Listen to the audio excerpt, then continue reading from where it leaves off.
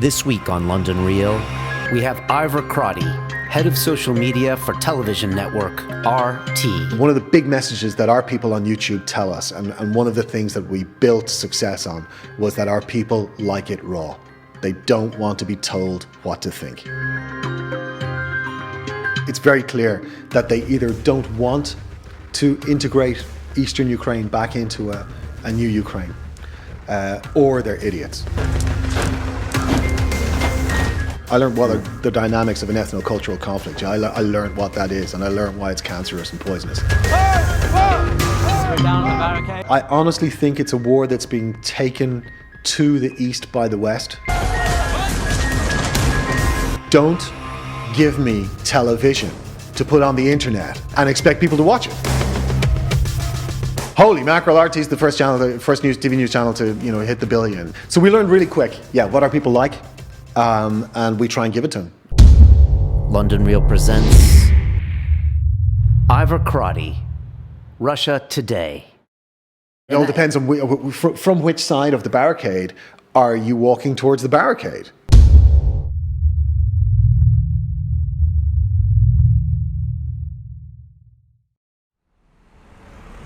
Welcome back to London Real. I'm coming at you from the Old Street Roundabout, also known as the Silicon Roundabout, where all things cool and all things tech are located, including London Real Studios. This week in studio and on the show, we have Mr. Ivor Crotty, and he is the head of social media for the television network RT, formerly known as Russia Today, and they're getting quite big. They were, funny enough, the first television network to ever get over 1 billion views on YouTube. And they're now in 85 million homes in the US, or at least accessed by 85 million Americans. And let's be honest, they are a real source of media and go head to head and even go beyond big networks like CNN, the BBC, etc. And it's a very interesting scenario because they're new. They embrace a lot of things like social media, which makes Ivor's job a lot more fun than, say, his counterpart over at the BBC. But also means that they're constantly battling uphill in a place where old school news networks typically rule the world. Also, they're basically funded by the Kremlin, so they got all sorts of people calling them out about issues and slants and if they're pro-Russia, that kind of thing. So there's a lot of things going on. One thing I find interesting about them being financed by the Russian government is it really makes you start to question the coverage of, say, American news organizations who are financed by corporations and who basically say nice things about the US government. So in some weird way, you have to wonder, are they being financed by the US government? So I really like RT because they make you start questioning what is news media. And this kind of gets to the guys at Juice Rap News. I'm a big fan of these guys. If you haven't checked out Juice Rap News, go right down to your YouTube channel. And I think their latest videos about the Israeli-Palestine conflict, they've got a great piece on the Crimean situation and the annexation of Crimea by Russia, and a great way to look at the news and if it's really what you think that you're getting told. And they make fun of everyone in this case, and really like those guys. Ivor and I talked a bit about Juice Rap News, but if you only have 6 or 7 minutes and you want to put media into perspective, I think those guys really get it bang on the money. So it's good stuff. Ivor is an Irishman living in Moscow, working for the head of social media for an agency, like I said, basically funded by Putin. So it's fascinating. I really like Ivor. He gave it to me straight up as far as his opinions. It's interesting because he's an Irishman. He lived in Ireland, grew up there when, of course, there was a huge conflict going on between Britain and Ireland as far as, independence, loyalists, all sorts of religious and sectarian violence going on called the Troubles. So when he sees something like Ukraine, and he spent some time in Ukraine in the early noughties, I believe, and he's got some opinions there, and there's a lot of things going on in Crimea that you might not see on the surface, such as, is George Soros funding some of the efforts in Kiev that were pro-Western? What's exactly going on with Russia? So there are a lot of questions there. Ivor talks about that. He's a very passionate guy. I got a lot of time for the Irish. When you're in London as an American, You got to look out for kindred spirits, and I'm telling you, those Irish guys are always good fun, and I love them a lot. So thanks to Ivor for coming on and taking the big leap and being our guest. And it's a great conversation, and I really hope you guys enjoy it. Another thing that you better start enjoying is our brand new website. And it's at londonreal.tv. It's fabulous. You can go to our episode section. You can choose episodes based on category now. You can choose on our hot ones, our most popular, MMA episodes, psychedelic episodes, activist episodes, success episodes, if you want to get better at something in life. So please go check that out. The whole site is brought to you by the guys at Squarespace. In Squarespace, it's an all-in-one platform that makes it easy to build your own website or portfolio or whatever you need. And I've said it so many times, and I'm going to say it again. I even looked up 5 people online today to see if I want them to be guests on Silicon Reel or London Reel. And you know what the first thing I do? I check out their website. And if it's weak, they don't come on the show. And it's pretty much that simple. So I think it's very important to have a strong online presence, and the guys at Squarespace will hook you up. It's a drag and drop technology. It's simple as hell. For about $8 a month, you can sign up, and they have a whole range of things there. You can even allow them to help you build your logo. It's super mobile friendly. Go check London Reel out on your iPhone or your tablet, and it rocks. Of course it does. So love those guys. If you want to check them out, click on the logo here. It'll take you to Squarespace. You can set up and design your site for free. And if you want to go ahead and use it, you can get 10% off. Use the code LONDON and let them know that you support us, which basically helps us make the show. So I appreciate that. And a big shout out to those guys.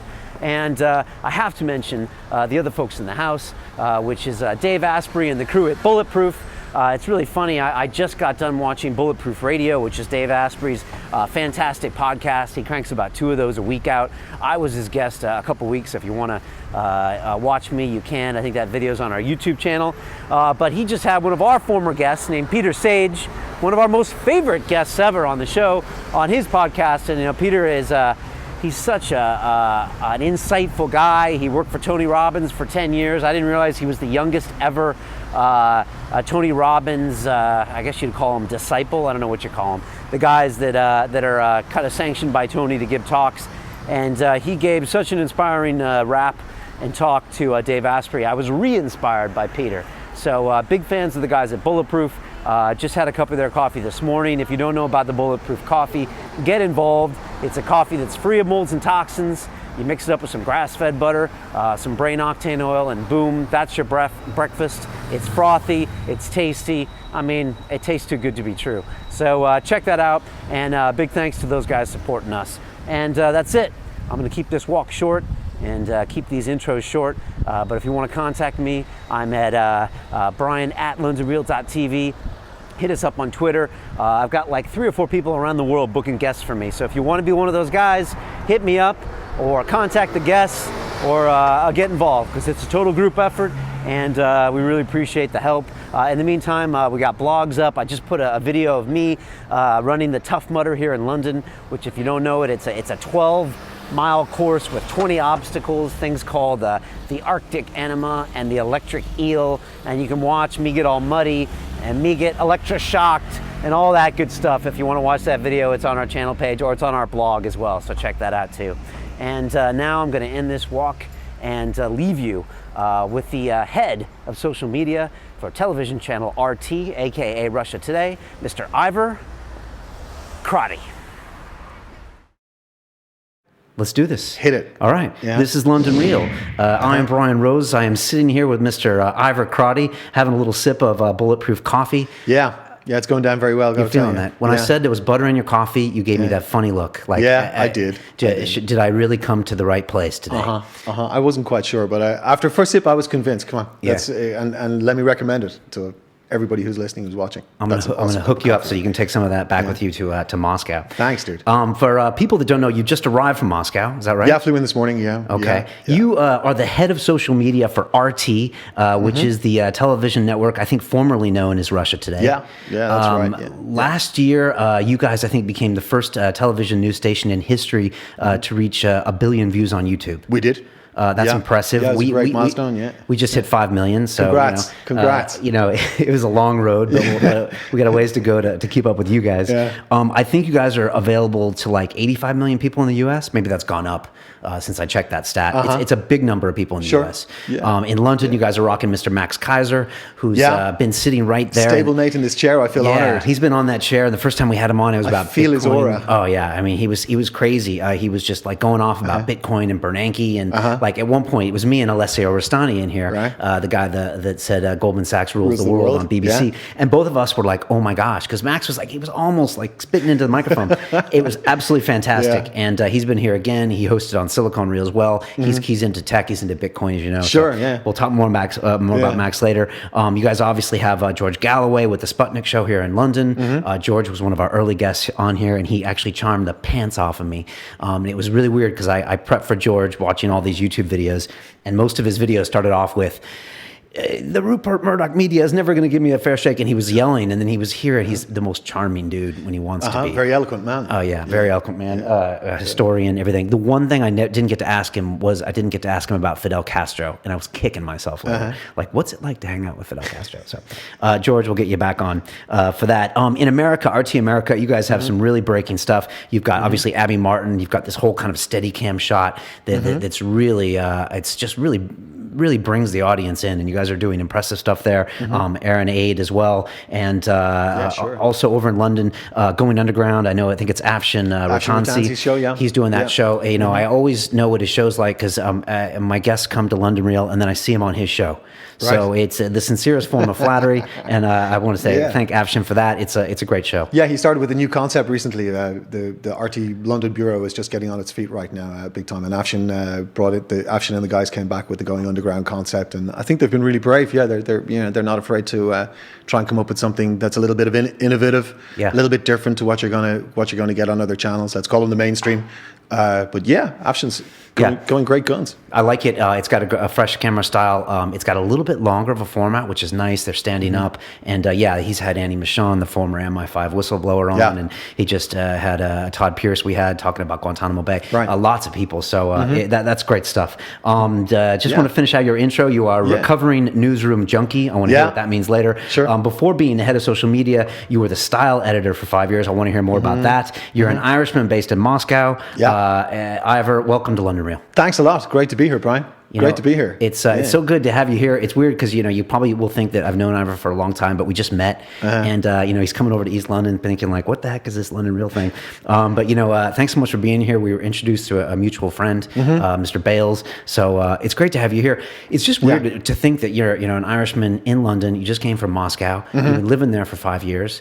Moscow for 8. For 8 years. Okay, wow. Moscow for 8. Yeah. I'm going to go back to one of my earliest memories of RT was like I think 2006, and I used to get it on my cable channel in London. I used to watch it. It was still based in Moscow. I remember Peter Lavelle doing the IMHOs, where he would give his humble opinions about different world affairs. He had an American accent, spoke like an American, but would take some very interesting points of view about Russia and the Kremlin. And I remember seeing a black cab that was painted in RT, and I was like, wow, okay. And now fast forward to now, you guys are everywhere. You're hugely embrace social media, YouTube, and all that. And particularly. I was just wondering what has it been like for you to watch kind of the creation of RT as a brand, and what was it like back in the day? All right. Well, look.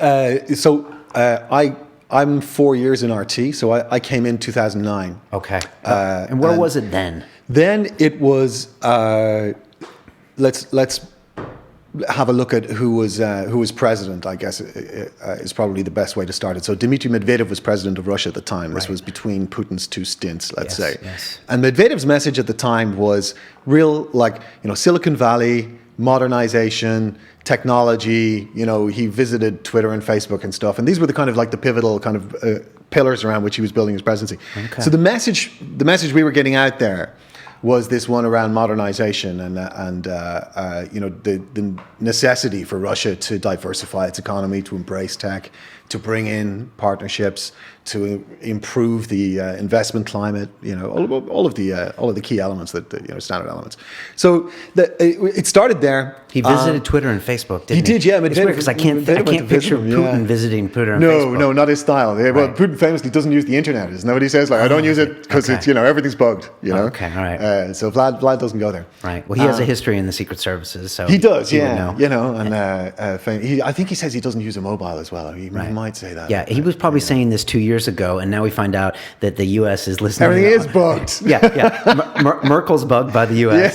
Yeah. So who's crazy, right? Yeah, absolutely. I mean, and to let's be balanced here as well, though. I mean, the FSB, after the collapse of the Soviet Union, the FSB set up a program called SORM, which you may have read about, which is effectively the kind of the technological base for Russia's NSA to some extent. SORM, SORM. Okay, acronym. Look at that. Yeah. Okay. So it's not like it doesn't happen at all in Russia. I mean, obviously, So that's kind of public knowledge, or yes, it is absolutely. Yeah, I think there's a Wikipedia page and stuff for it. I mean, okay, for monitoring internet or monitoring everything. Yeah. Certainly works down through ISPs. I think there's definitely a situation there with internet providers. So anyhow, so to go back, so I came into that. I'd come out of investigative journalism in Ireland, and I'd come into Moscow and started work in the now defunct RIA Novosti, which is a major news agency set up, one of Russia's primary news agencies. It's recently been liquidated by a presidential signature in December last. It's being reconstituted right now. So I worked there, and then did a couple of years in marketing communications and mobile advertising, and that's where I got my Digi SaaS, my sense of Digi. Okay. And came into RT. And I walked into the organization, and I was a little bit, I guess, afraid of upsetting anybody. I didn't want to. I figured, oh my God, there's got to be a party line here, and it's just a matter of time before I step over it, and I'm going to get my ass fired, and it's whatever it is, it's going to lose my job, etc. Is this like 50 people in a building in Moscow? Probably at that stage, 2009. There's definitely a few hundred people working there. I think they'd already set up an Arabic channel by that stage, and Spanish. Okay. So they kicked off in 2006, and I think 2008. They moved out into Arabic and Spanish for sure. But still based in Moscow? Yeah, based in Moscow, yeah. I think there was always, the DC bureau got set up as well, but then once the Spanish and the Arabic got set up, then they started moving into those particular worlds as well. Then let's say I know that the Spanish guys have a bureau in Buenos Aires, for example. Okay. Very important city from our point of view. So I get in, and the guys asked. Like, I wasn't really sure what I could do. I hadn't done that much work in TV. I'm a radio guy, and I loved radio, and I'd been investigative reporting, so that was the kind of long form. Okay. So they put me on the news desk in the newsroom, and they asked me to help sharpen the headlines, what you read on the screen. Yeah, so like we've got this one where we start a package or we start a story, we'll give you a headline, we call it a slug. Yeah, it's just like a one-word thing or a two-word thing. Okay. And then we follow up with a two-line CG, which kind of frames basically the story and what we want to put it, And when you started, that wasn't even being done. It was being done, yeah, but it was it was not being done as well as it could be. Put it that way, yeah. I mean, the guys there were just fundamental mistakes being made across the board, where I think we were backfiring. I remember this is back in the day. Georgian President Saakashvili claims Russia is rearming for a new invasion or something. And the guys run this on screen, on text. Georgian President Saakashvili claims Russia rearming for a new invasion. Okay. And you're like, guys, that's what his PR agency in New York wants you to put on screen, Right. Some kid's on a bonus, for getting that on RT. Right. Can we look a little bit more critically at how we're putting that out and kind of, talk about maybe President playing the fear card? He's got no evidence, hand something back, frame it a little bit more, robustly and strengthen the message. Plus, it doesn't add to the story if you're just giving a transcript anyways, right? Come on, okay, and it's just verbatim, isn't it? Right, And it's just press release verbatim. Right. So anyhow, that was where I got into and started doing that, and I really enjoyed it, and that it kind of started worked back from the screen back into the editorial process and production process, and got me involved with pretty much the entire production pipeline in a great way. The guys were just awesome and open, and nobody had a turf issue within the organization. So you were, and you were worried about hitting the party line. You said, you always worry about hitting the party line. Yeah, right. Yeah, of course you do. Were you the only Westerner there? No, man, they'd hired a bunch of them, a bunch of guys. Brits, yeah, mostly Brits. Brits because they're close. Because they're close and because they had the language. So there were guys came out of BBC, and guys came from ITV, ITN, Euronews, that kind of stuff. And the guys, so they came over. Legendarily, the packages being offered around that time were above market. Okay. And was Al Jazeera doing the same thing? I don't know. Okay. I don't know what they were offering. I just remember they were getting newsrooms in London and seemed to be well, they're doing talent. it now. Oh my God Almighty! Are they really? Do you hear that? There's an old wives' tale about the big, like the 200 vacancies they put up in New York. Was it 2 years ago? Year before last? No. And there's a story going around that like they got 2 million applicants, like for what are we going to do in New York? Can you imagine?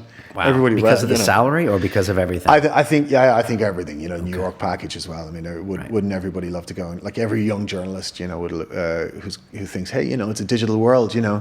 The old institutions are losing ground. There's a lot of open space there for young kids with good ideas. So I think I don't know if we were competing with Al Jazeera to that extent, like on the salary level. But anyhow, they brought a lot of guys in. Yeah, sure. Okay. And and then of course comes the churn. You're always going to get it. Yeah. I was one of the few who came in to RT. Having done other work in Russia, so I'd done like journalism and then done like corporate, kind of client-facing or investor-facing stuff. Okay. So you speak Russian. I speak a little bit. Yeah, I'm okay. I never studied it. I wish I studied it. But you don't need it. Everything you're doing was in English. Yeah, everything you do in work is in English, and then and when it comes to work as well, then conversations that you do have in Russian. I mean, they're very formulated. They're very standardized, aren't they? You can just we need to have this kind of conversation about the fucking printer toner or whatever it is. So it's not that necessary. No, it's not that necessary. Absolutely not. And the guys. Well, that's because of like the extraordinary guys that are working there. Like, they're just brilliant people. Who speak. You just meet these people that. Hi, I'm 24 years old. I'm working in this RT newsroom in English. I'm Russian, and I'm really finding it hard to construct broadcast quality copy in a language that's not my first language. I'm like, okay, well, I'm going to respect you because you try, and I'm going to help you out. And during that conversation that you're having with these people, they also tell you that actually English is probably like their third foreign language. They're better at Arabic or they're better at Spanish. Seriously. Okay. And you come across these people, they're absolutely amazing. So very professional, basically. Well, I think very dedicated, and I think the channel's learned professionalism as it's gone on. I mean, as any organization would, there's always a learning curve. Okay.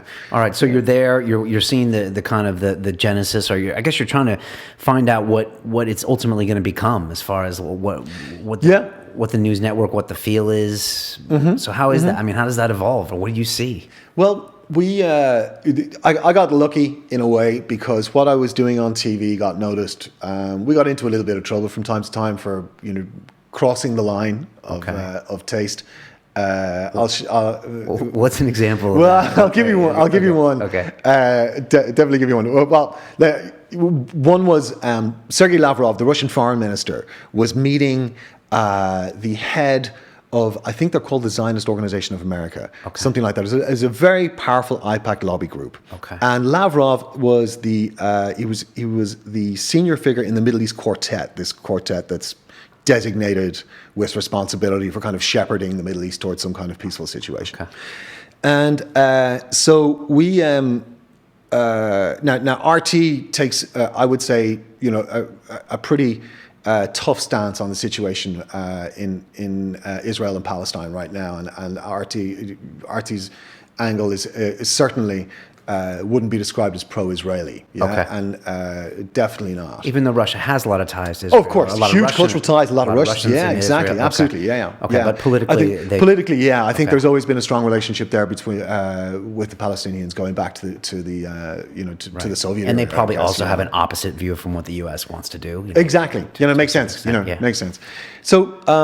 anyhow, so these guys are in Moscow for a couple of days, and they're meeting Lavrov, and we would do this like really like little like 20 minutes into the news block, this small drop off piece with like just the update on Lavrov is meeting these guys, and they're here as part of a delegation, blah blah blah blah, whatever, and there might be a bit of news for it. But anyhow, so.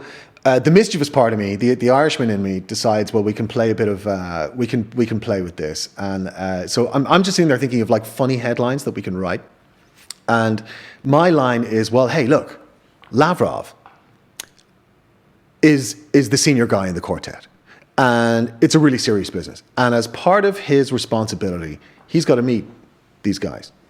When they come to Moscow, he might not necessarily want to, other than the fact that he's got this big responsibility to do so as part of the quartet. So I'm thinking, well, maybe we could run the line due diligence.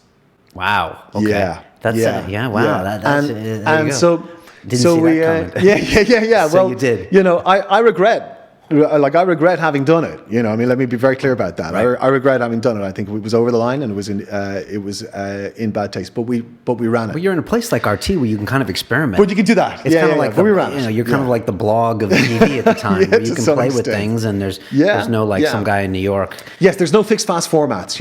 It's really exciting. Really exciting. Which is why you guys have made such progress when it comes to social media and all sorts of that's what's new great things. about digital. Yeah, that's what's awesome about digital, isn't it? Is that experiment. Everything has just collapsed, and right now I just love it.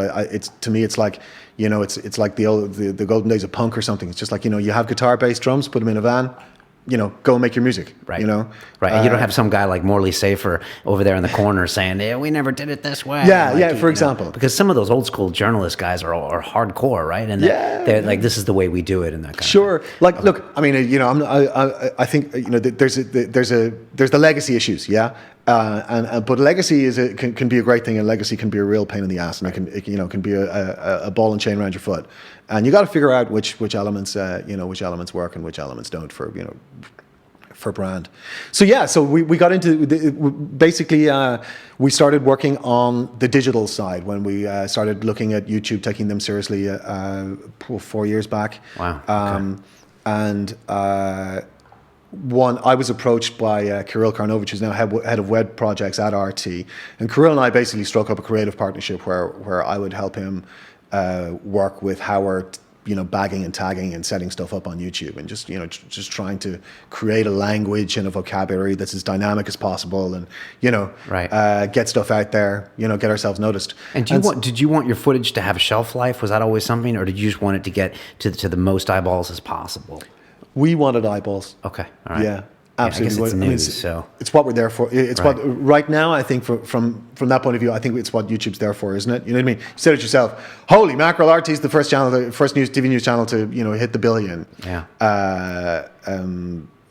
So I think but we're there for eyeballs. We went there for eyeballs, and what we've learned since is a whole lot more. Okay. That's totally. I think it's starting to empower elements of the organization that I really didn't expect to be able to reach with kind of a digital media message or a social media message. Right. This is an interesting point you make, because in my job I meet social media experts all the time, and they send me emails. And like one way I've found of being a social media expert is having it be your business. Is like, I'm sure you figured it out. I mean, once you're in the trenches and you get that feedback loop, you start to learn. Well, like probably no other channel what it's like to try to juggle 1 billion views and what works and what doesn't, right? Yeah, absolutely. We know. I mean, and our people tell us, and that's what I love about it. I love it for that, like we do stuff on TV on a regular basis, but you go into the TV studio, you do it live. It's great. It's really exciting. You're dry mouth and you're nervous. You're like, but you do it, and there's silence. Whereas on YouTube, you put something up there. And off it goes, bang. You put it on Facebook, whatever it is. The trolls are awoken on Twitter, whatever it could be. So I think that's like that's the juice for us. So we learned really quick, what our people like, and we try and give it to them. Okay. Real simple. Is part of your job, I mean, social media platforms change all the time. And we were talking earlier about how, YouTube can one day all of a sudden decide that, hey, the game's changed, guys. All of a sudden, especially as you probably enjoyed a lot of benefits as a partner in the past. And then all of a sudden now everyone can do partner things and do pre-roll videos and put thumbnails up and things like that. And then Facebook changes the name of the game and they change what a like is worth and they change everything. So is part of your job knowing what the changes are going to be or trying to deal with those changes?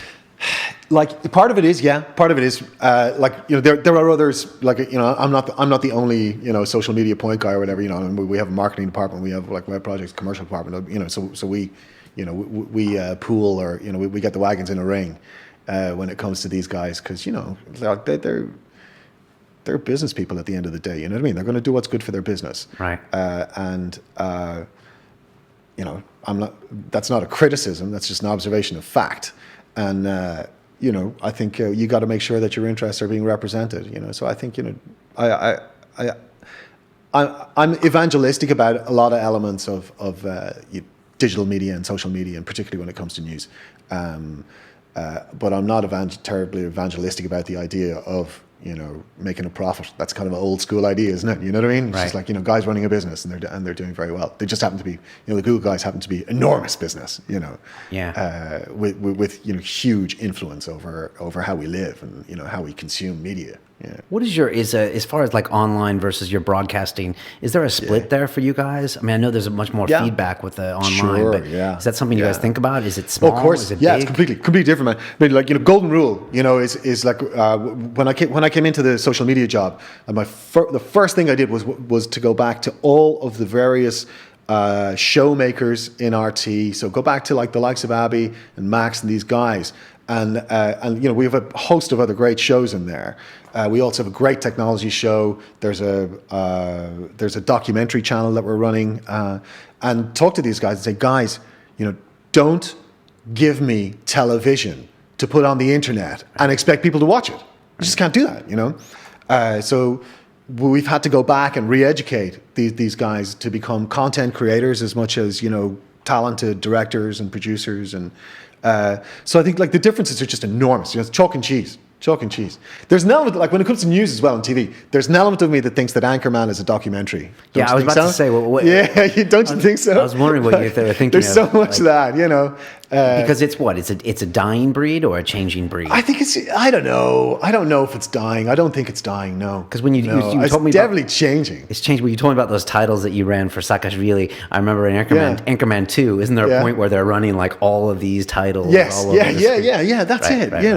I mean, I think so. I think there's an element that, like, there's an irony-free element to TV news broadcast that is conspicuous by its absence when you compare it to the kind of tone and the way news is delivered and consumed and responded to online. Do you know what I mean? Jeez, man, we slice and dice each other in 30 seconds. You know what I mean? Yeah. It's like, I want it in 140 characters. I'll take it so I consume this thing in 1.5 seconds. I'm not clicking through to anything, people. I'm consuming on Twitter and I'm going away. I have the information. That's all I need. Whereas in TV, God almighty, you've got so much responsibility there. It's, it costs so much money. You've got guys, there's a team of 20 people around you who are participating in the construction of whatever piece of journalism or whatever piece of TV performance you might be delivering. Right. So that's very old school in your way. And so I think you've got to be more. You've got to be more like you're part of a bigger team that costs more, and therefore you've got bigger responsibility to just make sure you don't fuck up. Right. Flip side of that is I just thought of like the Young Turks. Like these are guys that are like YouTube enabled. They started off on YouTube. They use it to the utmost ability. Cenk, the guy that started it, is actually on the Rogan Experience today, and I'm listening to him talk about the genesis of it. And I didn't realize that he actually had a long kind of storied kind of journalistic career where he was trying to break in via Sirius XM radio, and he was running kind of a Young Turk version even like in 2002. So it wasn't just like 4 years ago. But now these guys are like almost purely internet enabled. We're big fans of theirs now too. Yeah. What do you think of them? What do you see? Oh, I think they're awesome. Okay. We think they're awesome. We met JR from the Young Turks at News Exchange in Morocco last year before, and we just sat down. We invited them to come because we absolutely love what they do, and we were running a session on new forms of basically new forms. Yeah, it's like the Ronnie Size drum and bass album back in the day, the one, the Mercury, new forms, and we were new forms, and we ran this session on new forms, and we brought JR from LA, and he came over. Is that JR? Is that Gent? Or is that no, JR's another one of the guys on the show. Yeah, Gotcha. Cenk and Anya are front facing. Yeah, Right, or really like the people that the big names, let's say. But we love them. We love what they did from the moment they started doing it. You know, because they, you know, again, you know, they're bringing a voice that is entirely sensible and is totally unrepresented in mainstream media.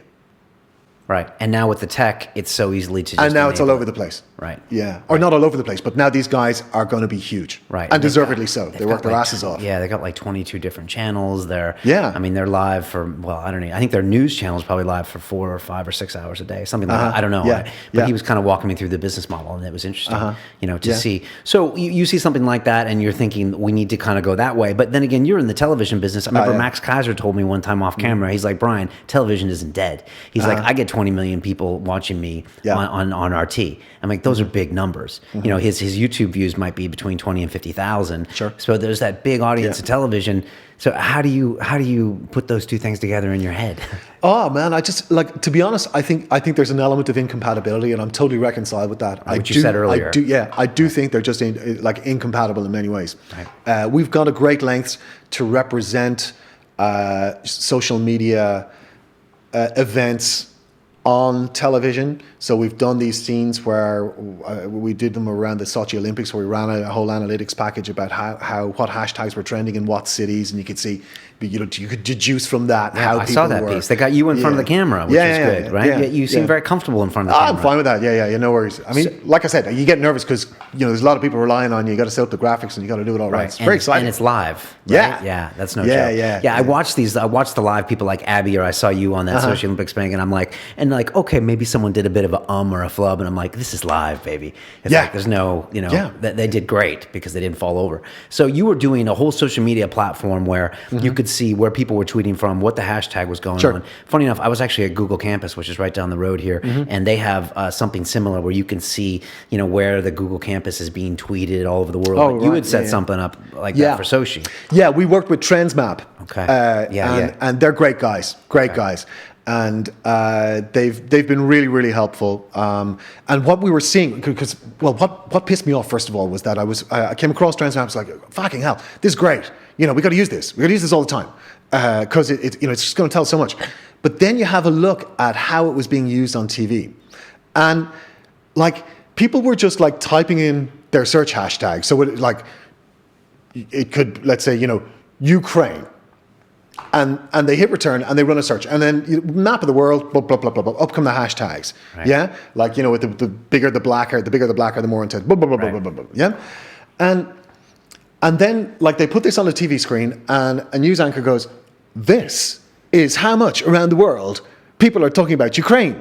Yeah, and it's like, no, it's fucking not. Yeah, because there's no benchmark to measure it against. You know, maybe it's just colored into pictures. You know what I mean? Yeah. It's not. Right. So you've got to use it in a more sensitive, like intelligent way. Because intelligent search and come on, and you can't, so you've got to give people like, okay, well, if that's what they're talking about Ukraine, can you show us what they're talking about American football or, you know, soccer or what, you know, like, and they will dwarf whatever's going on politically. You know what I mean? You also get a very clear picture of the Anglophonic strength of Twitter, for example, right? And you see that very, very clearly in what hashtags that dominates. Absolutely, absolutely. And is anyone using this in real time? Like, I don't watch a lot of news, but are people using that on a regular basis? Yeah, absolutely. Okay. There's a bunch of great platforms out there right now. There's a lot of really, really clever people creating really clever stuff for people who want to understand their news market, reach it, engage with it a little bit more deeply, grow audience.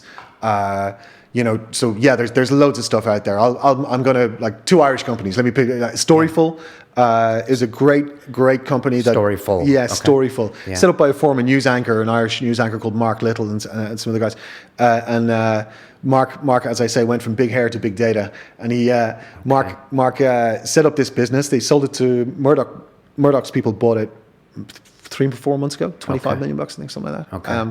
They had a bunch of guys verifying video content coming out of Syria, for example, in particular. But they've said that they've got an entire suite of products for news organizations that patch them through, quality information, basically, and real time. You've got Twitter lists, and you've got video licensing going on within their dashboard. That's one great company.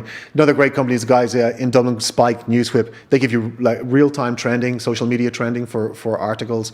You can geo them, you can section them, you can do it by publication. It's absolutely awesome. So you can watch, your own stuff go viral. Okay. And literally. Is the news experience interactive with RT now around the world? Like, are you constantly putting out the hashtags and getting feedback from Twitter and interacting with the web? Or not so much? Not so much with Twitter, no. Twitter for us is mostly a broadcast mechanism. Okay. Because it's too trolly, man. Yeah. It's just too trolly. Yeah.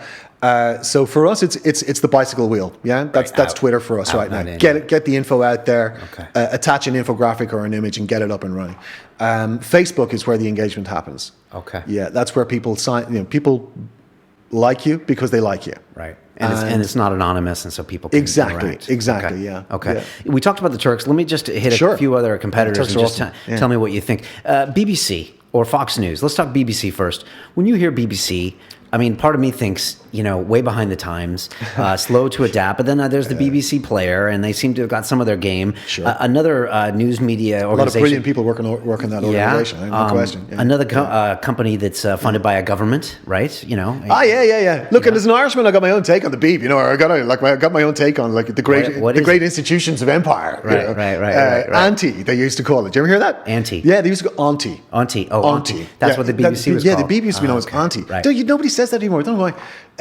But yeah, look, an Irishman. I'm 44 years old. I'm born in 1969. Troubles kicked off in 1969, not too far. 80 miles up the road. Right. I have a big American audience, so you might have to walk them through some of the basics. Okay, sure. So I'm born in Dublin City, Ireland, 1969. And around about that time, what starts as a nascent kind of civil rights movement turns into a small version of kind of what's going on in Ukraine right now. It's almost, I mean, some kind of minor civil war situation with armed paramilitaries, and in this case, there's a security force that kind of colluded with loyalist paramilitaries, and it is just a dirty situation. Right. So I grew up with all of that, and the BBC represented the empire. Well, to some extent, yeah, it did. I mean, despite itself, and they certainly represented the British position, as they should. Do you know what I mean? Like, if they weren't representing the British position, someone's going to lose their job, weren't they? You know what I mean? Yeah. So they did, I don't resent anybody for anything about it. I don't have a particularly strong, Republican or political position as an Irishman. I'm much more phlegmatic and much more open-minded.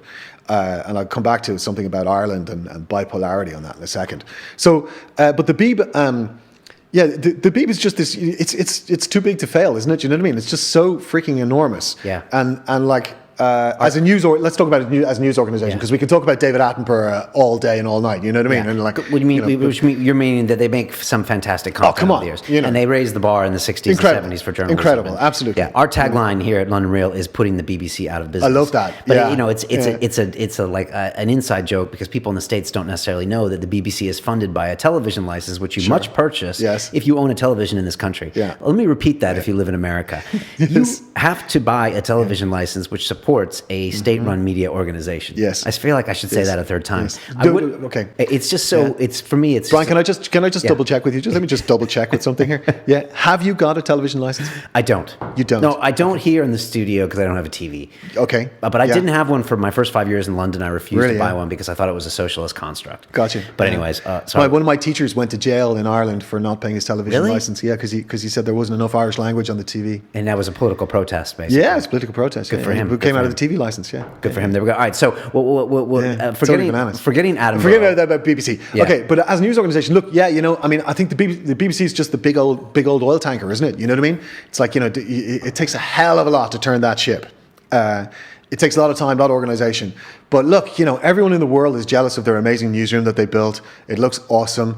I've spoken to, had really enjoyable conversations with BBC people who've been really open about how they organize it, how they've created creative spaces within that newsroom where we go, well, that's just a table over there where fucking anything can happen, and we put it down to that, Okay. So I think, and look, there's reputation and there's reach. I think, what have they got? 15 million followers on Twitter? Yeah, probably. Jesus, that's a lot. Yeah. That's like just under Obama. Okay, and let's take 25% of those off anyway, because you got to take 25% off everybody's numbers on Twitter anyway, I guess. But right. But yeah, it's absolutely enormous. It's absolutely mammoth, And so as an Irish person, I always felt that it's such a part of the British character, and the British character, by and large, is, to me at least, looking at British expats, and I've lived away from Ireland for a good 10 years, I guess, and I've come across a lot of British expats, and they're never, like, what I love about British expats is that they're constantly amazed that it's not Britain.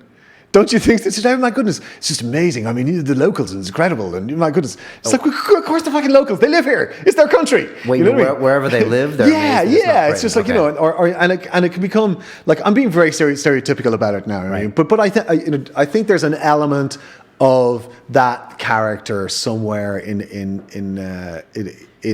the Beebs' work. They're all great journalists. As in, we are looking down on the rest of the world slightly. I think I think there's still British mentality. Yeah, I think, look, as a post-colonial subject, I would say possibly, yeah. I'm a sociologist by training. And I would say, there's probably a bias there. Right. Geez, man, look at how they're reporting on, look at the Scotland thing, for God's sake, the Scotland independence referendum. Right. Holy shit. Is that just completely not being objective? Yeah, man. I mean, people just pro-empire. Yeah, and plus they're saying, well, we've had pro-independence guests on our radio shows and this, that, and the other, and it's ticked as the box is ticked. So we've had balance. We had an anti-guest and a pro-guest, but the anti-guest gets away, or the pro-independence guy. I've heard it several times where they just get much harder time than the other guys. You know what I mean? Okay. But it doesn't matter. It's still balanced bias, and it's not for me to go, I live in a glass house, I shouldn't go throwing stones around that kind of stuff. Mate. Where's it going to be in 5 years? Are they going to turn it around? Yeah. Oh, I think I think the Beeb's going to be, in my opinion, I think the Beeb's going to be exactly where it is. But I think they'll be competing a hell of a lot harder for news eyeballs and to create the kind of content that some are creating right now. Let's take an example. Let's take Vice, because we wanted to talk about Vice. Yeah, let's talk about Vice. Let's talk about Vice. Right. There's, I think.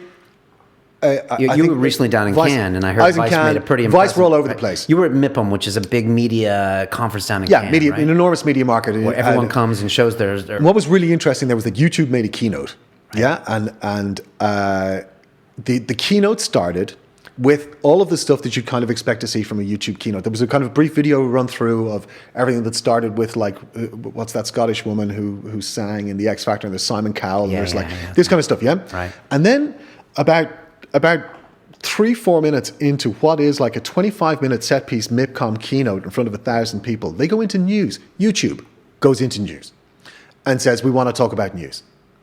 And they bring out, what's his name from Vice? Shane Smith. Yeah, Shane Smith from Vice. Right. And Shane Smith comes out and sits down, and they have a powwow for like 15 minutes, 20 minutes about how awesome Vice is. Okay. And why'd they bring him out? Why didn't they bring you out? Why didn't they bring us? Well, because he's got the traction, baby. But you guys have more views than Vice. Yeah, we're close. We're close, but okay. I think as far as reputation is concerned right now, I think it's fair to say Vice are really, because they're hot. They got the momentum. Oh Jesus, they're hot as hell, aren't they? Okay. Well, and they had a guy kidnapped. They got a guy kidnapped in Ukraine, for God's sake. I mean, that's just, do you know what I mean? Yeah. Doesn't get much better than that. Fucking hell. Okay, so Shane comes out on stage, and that was noteworthy because what? YouTube brought him out? Yeah. Okay. And I'm just like, for me, I still don't totally understand why YouTube are pursuing news so determinedly when there's all that entertainment, cats, gifts, low-hanging fruit knocking around. Right. Web series, all these things. Because the guys are really, really, like, you know Google people, and I know Google people, and the guys are really, really freaking serious about it, and they really take us very seriously, and they really want to work with us. And I'm still kind of, looking at it going, You think it's a small piece of the pie, and they think it's a big one. I think it's a small, like financially, it's got to be a small piece of the pie, man. I mean, if you compare sport and music, and to the kind of numbers that news brings in, well, then we're tiny little babies. Is it a factor of 10 or 100? Oh, I think it's like, in my opinion, probably depending on the platform. Twitter factor perhaps 10 for sure. Okay. Maybe it's a demographic. Is it the people that are paying the bills that are watching the news, and the kids are watching the videos? Probably, probably. But the guys, still. our YouTube demographic actually starts around 35. It really kicks in around 35. We've got 1.2 million subscribers on YouTube, and our demographic kicks in about 35, which is very late. And the YouTube guys are telling us, man, you're way over market. Get younger, Get younger. Yeah. Ours is quite old too. I'm always surprised. Mine's around there as well. You see. I was quite happy with it. I was like, hey, dude, I'm all right with that. It's a good demo for advertisers, actually. Exactly. Yeah. Exactly. Brands like it. But for the up and coming, we get back to Vice. So let's go back to Vice. So Shane comes on. So Shane comes on and basically talks about he's wearing his shorts and he's just hanging out and being really relaxed. As your Vice, you have to wear shorts. Yeah, exactly. If he showed up in a suit, you'd be worried. Right? Yeah, and you would actually. So Shane's just he's just in a really comfortable position right now. The market is loving what they're doing. Yeah. I think they. Simon Ostrovsky, who's the journalist who was kidnapped in Ukraine, was doing great work. Okay. And his he was coming up with the kind of content that nobody else was coming up with. Right. I think I saw some of his articles in Ukraine. Yeah. He was in Kiev Square and did. He was definitely in Maidan. Yeah. Okay. Simon used to work on the Moscow Times with a bunch of guys who now work in the RT newsroom, for example. I mean, it's a small. If you look at the expat hack pack, as they call them in Moscow, it's a reasonably small pool. Okay. So a lot of the guys know each other face to face. We're friends going back years. There's much more camaraderie behind the scenes than you'll see on social media. Okay. In that sense, So anyhow, yeah. So I think. So anyhow, everyone's on about Vice, and we're loving Vice, and Vice is amazing. Tim Poole's a great guy as well. Tim does Timcast, the guy with the Google Glass. Stuff. Where's the beanie? Okay, on Vice. On Vice, okay. yeah. Tim was the first guy to start live streaming Occupy Wall Street back in the day. He just turned up with a backpack and a battery full of batteries. Okay. And started streaming off his iPhone. Very cool. Yeah, he's a great guy. Tim's a great guy. So anyhow, look, we're looking at the way Vice are picking up these people, going, oh my God, that's they're really doing well. And then they have him working with a cameraman, so it's a really straight documentary style. And frankly, and this is why I think that I've got great respect for what they do, is that one of the big messages that our people on YouTube tell us, and one of the things that we built success on, was that our people like it raw. They don't want to be told what to think. Okay. Yeah. And the Vice touch is very much along those lines. Right. They'll describe what they think is immediately happening, but they will not try and over-prescribe an interpretation. Unless they put an appropriate music track and an appropriate camera shot. Yeah. But they won't verbally tell you. No, they won't verbally. Yeah. Right. Okay. Yeah. Exactly. So there's lots of other ways of couching it up, and of telling a particular story. Right. It all depends on from which side of the barricade are you walking towards the barricade. Right. And little things like that. Wow, huge things. And is that generation, is that the millennial telling us that they don't want to be told what to do, what to think, told how to think? Is that ultimately what we're learning? I think there's in my opinion, I think there's an element of that. Yeah, I think it's kind of, that's why I think it's punky. Right. I think it's good, much like the punk music generation. Yeah, right. I'm going to do it myself. Thanks very much. And was Shane there to talk specifically about news? And did that kind of blow you away, or were they to talk about all the Vice content? That was the thing. He spoke almost exclusively about news. Didn't talk about all the other great brands as part of the stable or anything like that, or how he manages to fund Vice. With the monies that are coming in there. No, it was all about news. So that was kind of fascinating. And that's really interesting. Yeah, really, really interesting why that's happening. And that it took me a while to even figure it out. I was just sitting there. I enjoyed it. It was a really enjoyable presentation. And it was like an hour afterwards, I was like, hang on a second, but YouTube just did a keynote at MIP, which is entertainment. Right. On news. Right. Yeah, that's kind of strange. I think I'm in the right market. Yeah, I mean, how does that make you feel? I mean, do you see that as competition? Is it not competition? Of course it's competition, yeah. Of course it's competition, yeah. I mean, it's really healthy competition because I think, it's a new product, it's a new format. People are consuming it in large numbers. It seems to be very easily devourable. I'm not sure how it's being devoured, like in terms of like on mobile or what kind of, or on desktop and how that's breaking down. I imagine it's pretty much like ours as well. So you've got a growing mobile situation, but you've also got format challenges there and stuff about, getting content that pictures are so small and stuff on mobile that you've got to overcome those. So I think it's really exciting. I think it's a big challenge to us. Like we certainly had a couple of great years, some great stories, literally fell in our lap, man. The meteorite. The Chelyabinsk meteorite, for God's sake, fell in Russia, right? Literally landed in our lap. And you guys were probably the only one that had real coverage. Of course, man, it's our turf. Right. And we had all the cameras. We were just buying up as much as we possibly could there. You know what I mean? We were just sending out SMSs, just buying people's content. Any video of that. Yeah. Okay. Anybody's got anything. Some fascinating video on that. Yeah, it was extraordinary. Extraordinary. So I think we've rode our luck, definitely, but we've got to look at new ways of challenging these guys. And going toe to toe with them with a narrative that they're not necessarily bringing. Just to finish up with Vice, I mean, I see obviously they're getting into the news thing, which I guess they're probably growing rapidly. They've done a lot of documentaries in the past. Now they have a bunch of different channels, like the Motherboard. They got a food channel now, which I was like, what? That's Vice? Very intelligent. It looks like. I mean, they're getting into all these different kind of sub-verticals, I guess you call it. I mean, do you see that and you think, okay, we have to kind of develop into that platform and get away from the daily news? Or, and also, my second question is, do you think Vice, since it always is kind of the cool kids and the cool generation, do you think that audience is targeted at, is capped at like, say, 20% of the world? And after that, my grandpa, your dad doesn't want to see the cool news come on, anymore? I don't want to see a hipster with a GoPro. You know what I mean? Okay. Absolutely. Right. You get that. I mean, you get that from journalists as well. You get like you get the guys going, man, it's just a matter of time before one of those Vice guys gets into trouble. They're sailing really close to the wind, and it's out there. Journalists have gone on the record and said, I'm a little bit worried about this Vice idea of putting people right into these conflict situations. And picking up the raw footage or picking up the footage because they're going to get hurt. Because they could get hurt. Okay, right. Yeah. They're pushing the envelope, really. I think there are people who have that opinion, whose opinion I respect, and I think you got to look at. I don't know what Simon Ostrovsky said after the kidnapping ordeal in Ukraine. He's back. Yeah, absolutely. Okay. He's totally fine. But he wasn't the only one. There's a bunch of guys were picked up. A bunch of journalists have been held by these militias in Ukraine. So it's not exclusively a Vice issue because these people were working for all sorts of agencies. Right, you know what I mean? Right. Okay.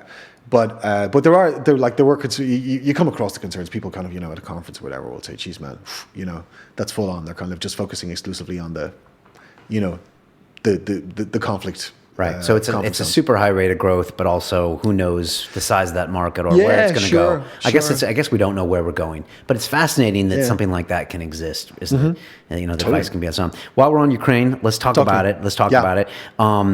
Ukraine is obviously bordering Russia. There's all sorts of fascinating things going on there. I could talk all day long about geopolitics and Kiev and in Ukraine, and I thought it was fascinating to watch. I thought things like some of the guys in the square in Kiev had Bitcoin addresses like on their shields, and like the whole mind fuck you could get into as far as if someone could fund these guys via Bitcoin, like what could be going on. Like, did you see Joe Biden's son picked up a job yesterday in Ukraine? I just heard about that with a gas company or something there, right? Yeah, it gets really interesting. But I was just thinking, like back in the day, if the CIA wanted to support some people in Kiev, they might have to send a guy in, get some cash, get it to the right guy, But now maybe they could just send it via Bitcoin. And then I was thinking, I'll take it even further. Then maybe you could say, well, Putin's in the Kremlin thinking the same thing. I could fund them via Bitcoin. So like, there's all this craziness going on now with all these cryptocurrencies and things like that. But okay, Ukraine comes out. You guys are obviously a Russian organization funded through some entity of the government. Putin's even come out and said, yes, we're funded by Russia, but at the same time, we're objective. Abby Martin comes out and some other journalists saying they don't believe what Russia's doing in Ukraine. How do you balance all this stuff going on? What's your take on it? Ukraine. Okay, right. Ukraine. Let me start with it comes back to the Irishness again. Yeah. So I learned what the dynamics of an ethno-cultural conflict. I learned what that is, and I learned why it's cancerous and poisonous. Okay. You have a unique view on this. And then in 2003, before the Orange Revolution, I spent a year working for George Soros. I was paid by Soros to teach sociology in Lvov, in Western Ukraine. Right. So I taught out there. And Soros is I a spent pro-Western guy. Yeah. Soros is the financier who, whatever, broke sterling and is propping up financially the non Russian loyal politics in Ukraine. Basically, he's one of the guys, one of the major financiers. His name's been. So you worked for him back in the day. Yeah. So 2003, I spent a year living in Lviv, and I watched this nascent Ukrainian identity, cultural identity, form, take shape, gain momentum, and watched it grow. In my opinion, somewhat naively, into a very, very corrupt political environment, very nasty. I mean, if you think, like the Muscovites say, like, geez, man, you think we're bad. Years ago they said, you think we're bad. You got to see, like, the Kiev is a nest of vipers. Really, politically on both sides. Yeah, everywhere. Okay. There are no sides, and like as such. But I mean, but yeah, it's just a nest of vipers. So I got a great understanding of what was going on there, and I watched enormous quantities of USAID money, education money, Muskie fellowships, that kind of stuff, go into Ukraine, and people, people living their dreams, you know what I mean? Getting to go to university in the States, coming out of like Kiev or coming out of a regional Ukrainian city in 2003. And God almighty, it's an extraordinary, life-changing event. Right. Very powerful soft power. Right, funding, with some kind of ulterior motive. Of course, right. So like this is not about the individuals. This is just about the structures and kind of organizations and institutions that have been built up over the last 10 years in Ukraine, for example. I remember the Orange Revolution. Yeah, man. God, yeah, me too. So I felt, and like let's talk about the other side. It's just notoriously corrupt political system everywhere. Yeah, and that's just a politically corrupt system. No question. In Ukraine. In Ukraine. So, talking about the Russian side and all that kind of stuff, the pro-Russian side, whatever you want to call them. So I think right now, I think it's just a proxy situation going on. I think where the Kiev has completely failed to, like the post-coup government, so Yatsenyuk and Turchinov and these guys have totally failed to speak any language of consolidation and peace. When you call people terrorists, like we call your old civilians terrorists and stuff like that, I think it's just absolutely, it's very clear that they either don't want to integrate Eastern Ukraine back into a new Ukraine, or they're idiots. Do you know what I mean? Like, it's just extraordinary what they're doing and how they're just inflaming what is an already a really, really crazy situation. And then as far as the Russian guys are concerned, yeah, look, I mean, that's, I don't know, man. It's like the bleed over the border is like the border is almost non-existent in terms of like the cultural bleed over that border. There's so many Russian passports on the eastern part of that country, right? Exactly. And I remember the first thing people told me about Crimea in 2003 was like, man, it's Russian.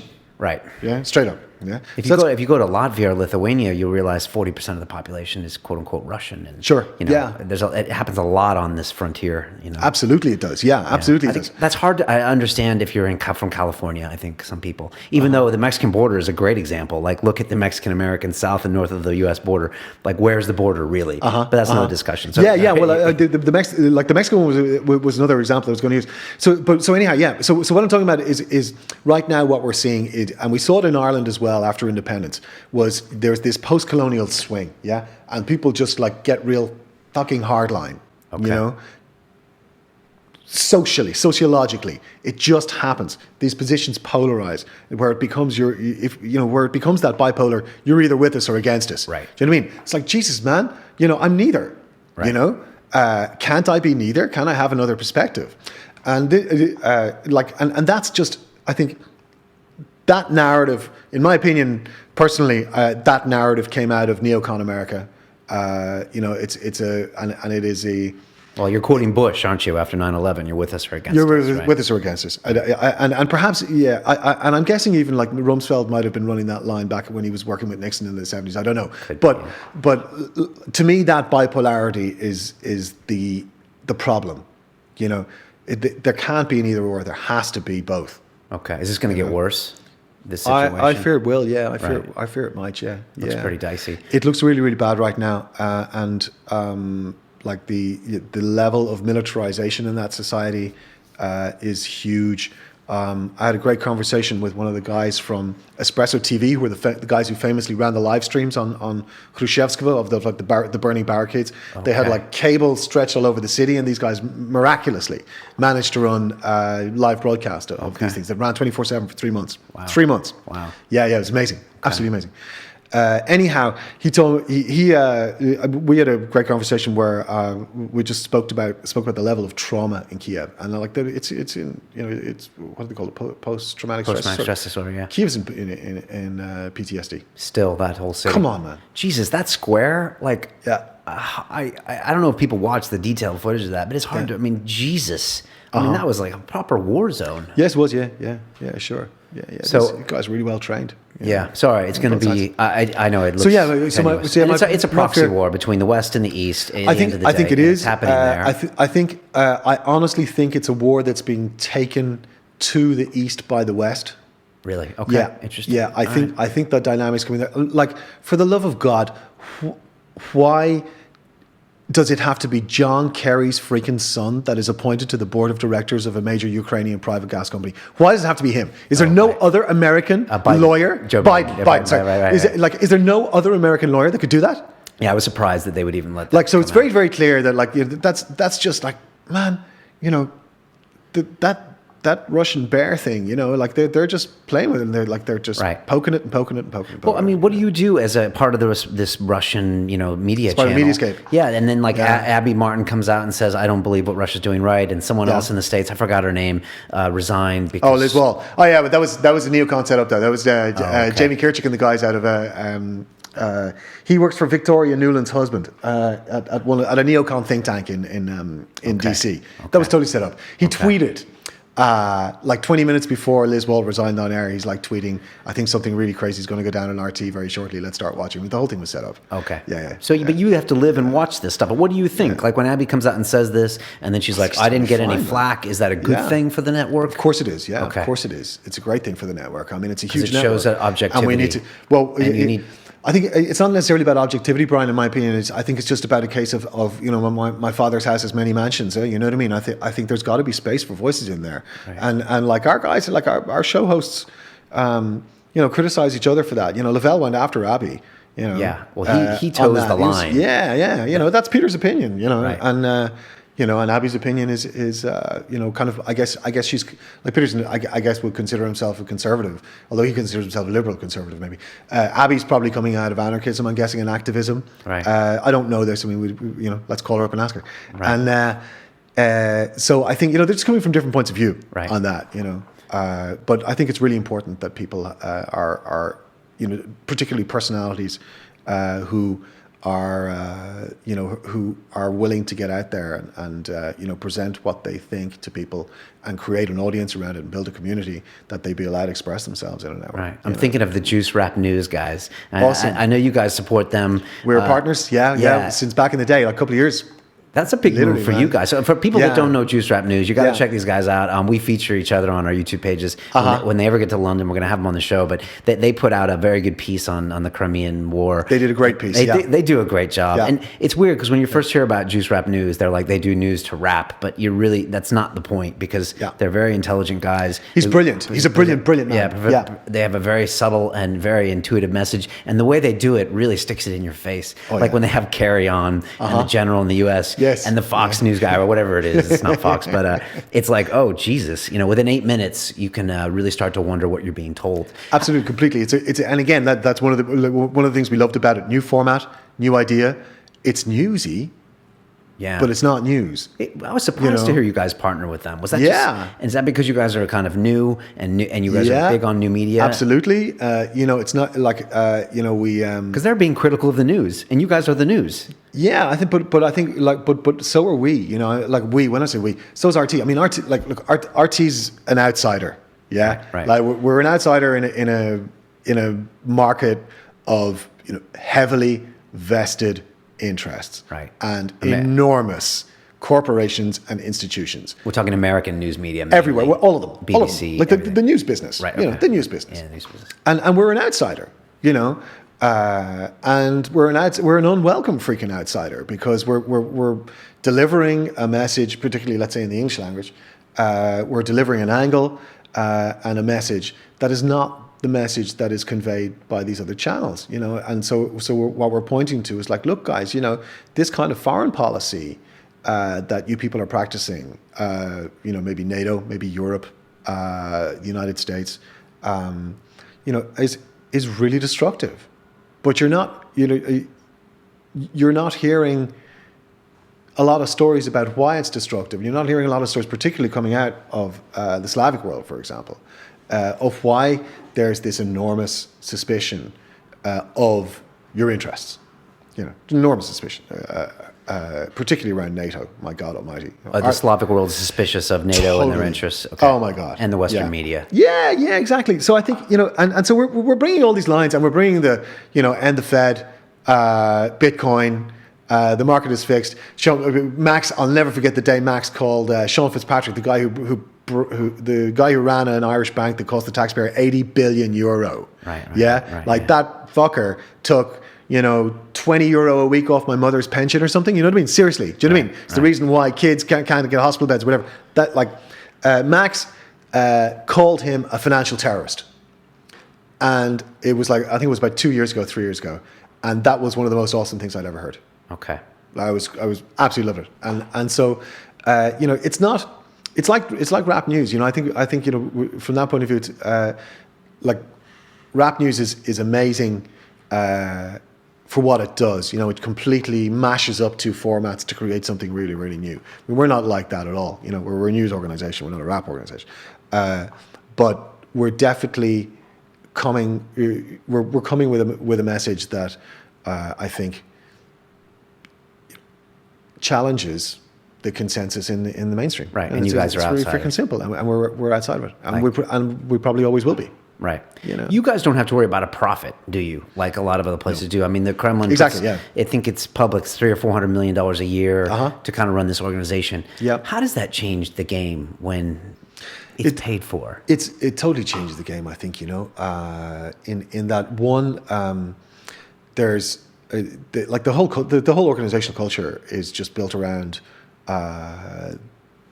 I'm not going to say built around not-for-profit, because we want to earn as much freaking money as we possibly can. Do you know what I mean? Yeah. Jeez. But it's built around the budget, right. You know, and it's not built around shareholders and shareholder value, or, you know, it's built around the budget and how did you do your job. I don't know what metrics they use. You know, I genuinely don't know what metrics they use, but I know that they're proud as hell of the traction that we get on social media, for example. Right. You know, right. They like that. You know, they like eyeballs. Right. So I guess it's like you have this set budget, do something with us, give us good results, and come back next year. I guess the BBC is probably very, very similar. Probably along those lines. Just be imperially enormous again this year, please. Would you please? Certainly. Something we haven't talked about is the American media. Now, I don't live in America anymore, and so like when people like, you know, Rogan or other people talk about Fox News, that seems to be the one that gets everyone going as far as this catch-all, almost ridiculous media organization that typifies like American, I don't know what it is, malaise or something, but that seems to be the catch-all. But I don't watch it, so I don't know. I don't see the girls in the short skirts and the goofiness that happens, which is so-called news. Obviously, that must be on your radar, the American news media. And what is it like? Is it something you look at? Is it something that's gone too far? Is there some...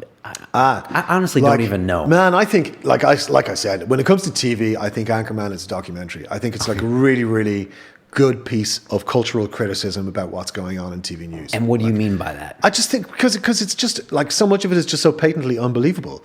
You know, it's just it's these, you know, over made up people delivering lines that they like, where half the time they don't even know what they're saying. Freaking Jen Psaki yesterday, the State Department spokesman, for God's sake, started accusing Ukraine of like, oh, well, there's been loads of carousel voting. And Matt Lee from AP asked her, like, what is carousel voting? She said she didn't know. Do you know what I mean? Like, I mean, it's that culture, yeah? So I think, so I don't watch it. I don't watch Fox News, ever, you know? I watch a bit of HuffPost, because they do live stuff online. So I'm more interested in line. You know, I'm not interested in American TV news. So like people like, you know, like I'll always keep a close eye on what Miriam at BuzzFeed is up to. Okay. You know, great girl. She's a former Moscow correspondent for The Guardian. Okay. So I'll watch the guy. You know, I'll watch them. I'll watch Vice. I'll watch Huff. And a bunch of others. You know, Huff streaming has gotten much better, right? And they have some great people coming through. Great. It's really relaxed in there, isn't it? It's like It looks great. It looks someone on a sofa, but they get some great guests, and it's ultra relaxed vibe that seems to work, right? Yeah. I think they might have hit on something. They seem to be happy with it. I don't know what their numbers are, but they certainly seem to be happy with it. Yeah. So you kind of ignore it. I think I was actually on today. Gent from the Turks was saying they're not news anchors; they're news actors. Yeah. And like now that I've watched so much stuff, and like this isn't news what we do here, but we try to ask them like real questions. But now sometimes when I watch, especially lately, it's been trendy to have like 4 people talking at once, which like on these news programs, which drives my head in because everybody wants to show that they're not an idiot. And sometimes I'm like, what are they talking about? I think like to me that like that's where the breakdown happens. You know, I prefer something more discreet, like you know, manageable. Its parameters are smaller. I don't want to have to deal with this, you know, multiple voices and this performance of. You know, this theatrical kind of disagreements. You know, it's just like watching politicians. Do you know what I mean? Back in the day, they just had politicians come in and point fingers at each other. You know, and all they did was reaffirm the fucking consensus of their own two sides. And this comes back to it. The goddamn opposition to the two sides is the problem. We need a different way of doing things. Right. You know, we need a different way of thinking about things. And all these guys do is go, you're wrong, no, you're wrong. I'm right, you're wrong. I'm right, you're wrong. It's just a self-fulfilling prophecy, two-way street. Like. So I think, you know, I just don't have a lot of time for me personally. It doesn't bring a lot of value to my day unless you've got, you know, it comes back to, you know, like, you know, people that I'd always love to hear, you know, who can deliver something in a brilliant soundbite, for example, or who can just make perfectly sensible statements. Someone like Noam Chomsky, for example, you know, common sense, just good common sense. You know what I mean? Right. Like those people are great, and then you've got your Maxes and whatever your guys you know screaming and shouting and the financial terrorists and the whatnot. The show, so I guess to some extent, showman. You know, and Max, as we know, like is a funny guy, and that's a great way of delivering a message as well. You make someone smile, you make them laugh. Yeah, because I guess it is entertainment at the end of the day. Yeah. It's a form of entertainment. So yeah, for news, come on, you know, TV news. Just can't do it. And American TV news, no way. It was funny. When I first had Max in here, like early on, I was off camera. I was like, okay, Max, but RT's funded by the Kremlin and all this. And he was just like, okay, look at Fox News. He's like, how come whenever a Pentagon official wants to go on, they're on? Yeah. And like everyone tells me all these things. You know, you see a Siemens ad on Fox News, and it's just brought to you by Siemens. It goes to some website where it's just Siemens, and it's like that gives them the put option to whenever there's a news article against the company, we'd rather you not do that because we're paying you millions of dollars a year. So there's all this soft money, these soft deals that are happening, and it definitely opened my eyes a little bit. To some of the things that you don't see. The guys who have worked in the big media organizations, particularly the American media organizations, a lot of those guys come back with stories of, you know, man, you know, we had to run this by the lawyers. You know, we couldn't say boo without running it past the lawyers. Right. You know, we were given very clear messages about what to say and what not to say, and you know, it came from the top. You know, and it was a corporate-wide instruction. Like, this is what they say.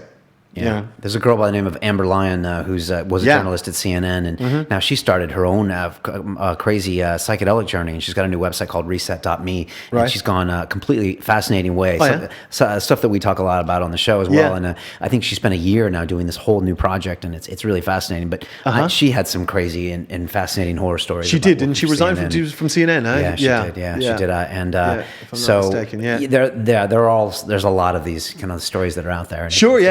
There's and everybody knows him, but nobody. Did you ever read about him?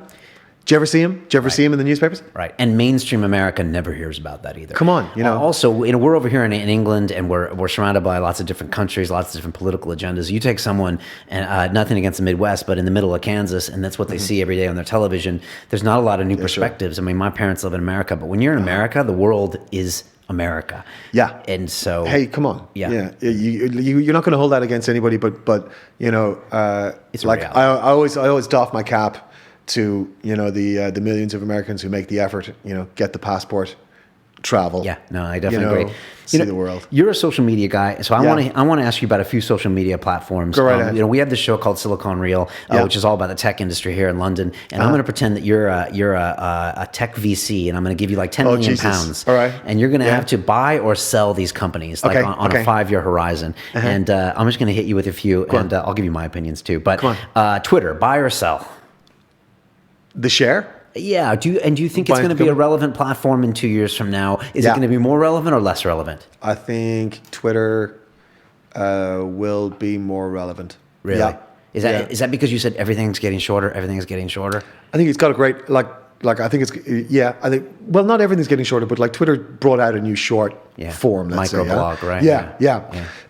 But I think look at internet penetration, look at mobile penetration, and I think that's enough to tell you that Twitter's a grower. Okay, yeah, I'm bullish on Twitter. I think it's tapered off a bit. I've felt personally like in the last 6 or 9 months, Twitter seems to have gotten much busier than it was, say, 18 months or 2 years ago. Right. And now it seems that there's just so much more on Twitter and a lot more corporate messages. This is just my qualitative view of Twitter, but still, I agree. It's got so much potential, and it's got a great way of interacting that you can't can't do on things like Facebook. And it's got. I mean, it didn't really give the world the whole kind of popcorn thing.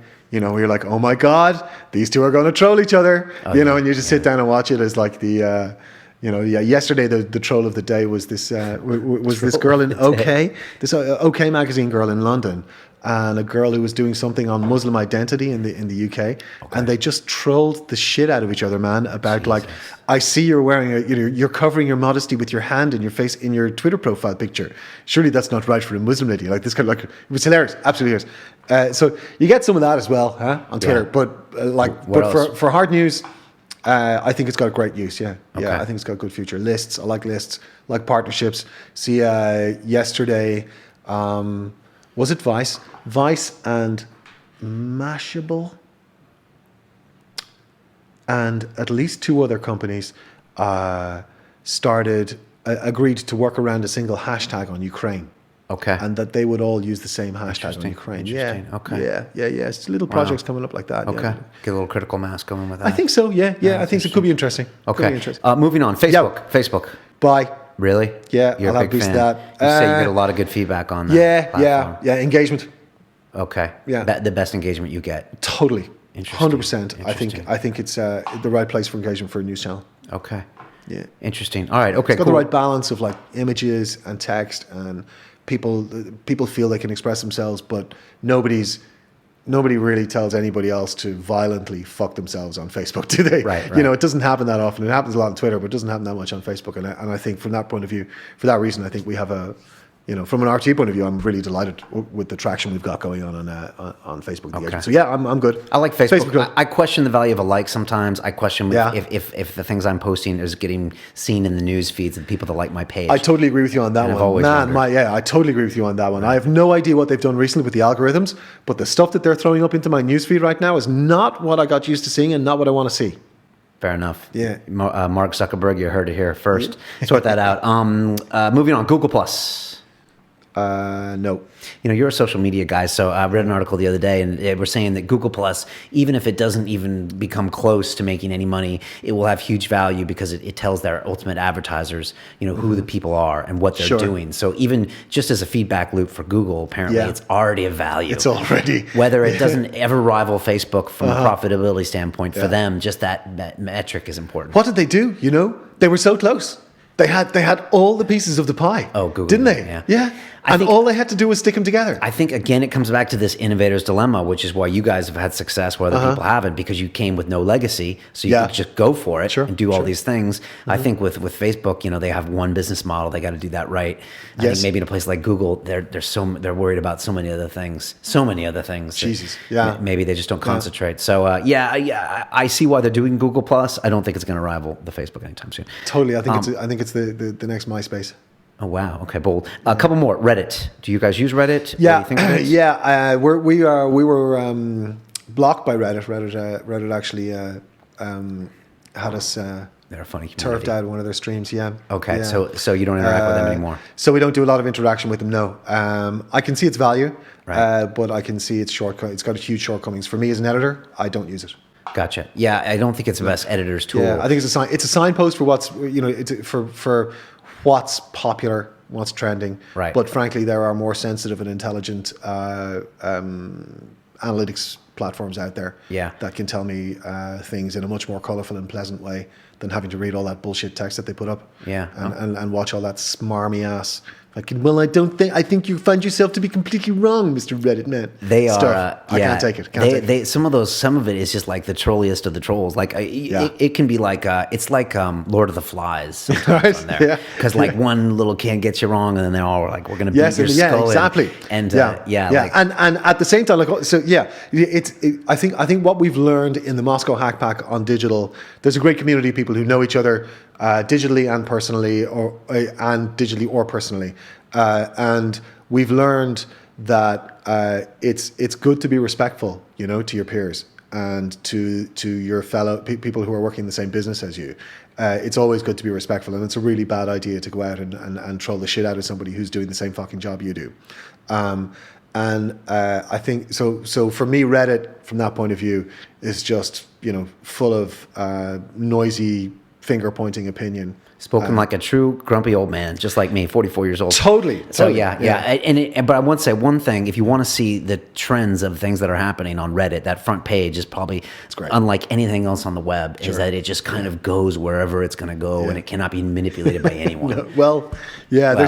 It can be manipulated by Reddit moderators, for example. You see the stories about like the words, the word blocks that were in there with Snowden, NSA, a bunch of word clouds that automatically demoted articles out of Reddit. I didn't read that, but I'm not surprised because I bumped into some moderators, and it's very subjective. Yeah. It's like one moderator's like you're out, one moderator's like you're in. I'm like exactly, okay. Yeah. So we're in Reddit, but we don't do a lot. We don't get a lot of love. There be dragons from Reddit. Last one, YouTube as a platform. YouTube going forward. Yeah, YouTube going forward. I mean, how much more penetration can there be? I think. You mean new users, or how many more minutes a day can I watch? Exactly. Yeah, how much growth can be uploaded and stuff. For me, I tend to side with Mark Little on this and the Storyful guys. It's like content is like water. You can turn the tap on and it'll run forever. Yeah. The question is how you bottle it and brand it. And how you take that content, structure it, verify it, and brand it and sell it. And I think that to me is the next step. Is YouTube becoming as much a source for material as it is a destination for publication. Okay. So I think which like UGC. I'm not saying UGC and personally, I'm not saying UGC and news is going to be fucking awesome together. Because there's so many problems to try and figure out before you get there. UGC, what's that? User-generated content. Yeah, okay, of course. Which they're trying to foster. I mean, YouTube Studios here in London, they brought us in 2 days of free instruction. Did you have fun? Bought me lunch. Yeah, taught us how to do this and do that and keyword and all that. And and have offered their studios up for use. And awesome. They're really trying to get people to make that serial content. Sure, they are. But it's small scale. I mean, well, look, from our point of view, I think we're just like, I think we'd like more people to watch us on YouTube, no question. And I have a feeling that audience might already be there. We're not bringing people to YouTube to watch it. You know what I mean? We're just reaching their audience. Okay. So yeah, YouTube, come on, it's a buy. It's an absolute buy. I mean, it's For us, it's our most valuable social media platform, if you consider it that, by a factor of 10 for us. Sure. But for us, I get 600,000 or 700,000 views a month from YouTube, and most of that is new organic people that have never known about me before, that have found me via keyword or another video that featured my guest. And so for me, it's my most valuable platform. But that's us. Will television be dead in 10 years? Oh yeah. Really? Everything will be internet enabled? Smart TVs. Really? Yeah. You think so? 10 years? Actually, do you know what? Okay, there's a culture one. Because it doesn't want to die, does it? There's a thing. No, it fucking doesn't want to die, and it so should. And the big screen is lovely. It's great. It looks good in your room. You know what I mean? You can put pictures on it. It's fine. But it's the like coming to the UK, for example. It's always so funny when you do the culture jump from Russia to and back into the Northwest European archipelago, as I call it up here, and everything's on Sky. Sky, coming up on Sky. Fucking everything is Sky. And Beeb's got a big challenge there. Like as it's a a news monopoly, as a news you mean. provider, Right. as a news provider, Beeb is really challenged. I can't remember what was the case. Was it the Dunblane tragedy where where a senior police officer said, "Well, I think we've all seen the footage on Sky," and that was the moment that the Beeb realised that they're no longer king of the game as far as live breaking news is concerned. But no, I'm actually talking about set-top boxes. Talking about like what the model that Sky built, yeah, Right. Which is set-top boxes. Now they're bundling the internet into that top box, so everybody's got the box in their house, yeah. That never happened in Russia. Nobody, there was no set-top box player. Okay. So everything is coming in. There are set-top box players there, of course, but like it wasn't embraced to the extent that it has been in the United Kingdom, for example. Okay. and So other it was countries. just broadcast via radio waves and Exactly, and now it's coming in the pipe, and that's where smart TVs can be activated in Russia. So they don't have to go set box; they can go direct to smart TV. So we're expecting big smart TV take up in Russia. Okay. Via the web, for sure. obviously. Okay, Yeah, right. exactly. So I think Apple, Apple TV, big player. Yeah, we'll see how that goes. See how Google goes, But yeah, I think the TV as we know it, geez, man, like it's dead. But come on, as long as there's governments, as long as there's nations, they're going to have their own national TV station, aren't they? You know what I mean? Like cities need football teams, governments need TV stations. Yeah, but you can, you could stream RT to people's. Holy shit! Oh yeah, I'm totally happy with personally. Right. Totally happy with that. And by the way, can we take some of the millions of dollars that we spend on TV studios and bring that back into creating awesome content for the web? Yes. Right, you're all for that. I love that. I canceled my Virgin Cable about 6 months ago, so I walked away from it. I was just getting frustrated. I was thumbing through the channels, looking at garbage. I was pissed off at myself because I was paying for this garbage. And finally, I was like, it's Netflix, Apple TV, and anything that I'll torrent up, and that's it. And on demand. And I've been happy with that decision. I don't touch it anymore. So and I think I don't pay a TV license anymore. So God bless. We'll have to check that. Let's talk about Moscow. Now, I picture you living in Moscow, and I'm thinking, man, there's all it is gangsters and Range Rovers going around, shooting people up, Chicago 30 style. Yeah. Drive-bys. What is it really like? You're walking the kid to school in the freaking drive-by. Jesus, Zoe, another drive-by. You must get this question all the time from your mates in Ireland. Of course. Moscow's awesome. Look, Moscow's awesome. It's a great city to live in. Like it's everything, man. It's everything. It's brilliant. It's hilarious. It's hilarious. Of course, it's hilarious. It's frightening. It's it's in my opinion, it's unsustainable. I just think there's too much money there, and like there's at some stage when here's the Moscow bottom line on the environment. Basically, in like 400 years' time, when all the oil's gone, all the gas is gone. Russia's gone. Yeah, Russia's got, global warming, whatever. Yeah, I mean, whatever. Yeah. Moscow will be abandoned because it's just this huge freaking concrete bowl in the middle of this enormous marsh and like this Russian steppe.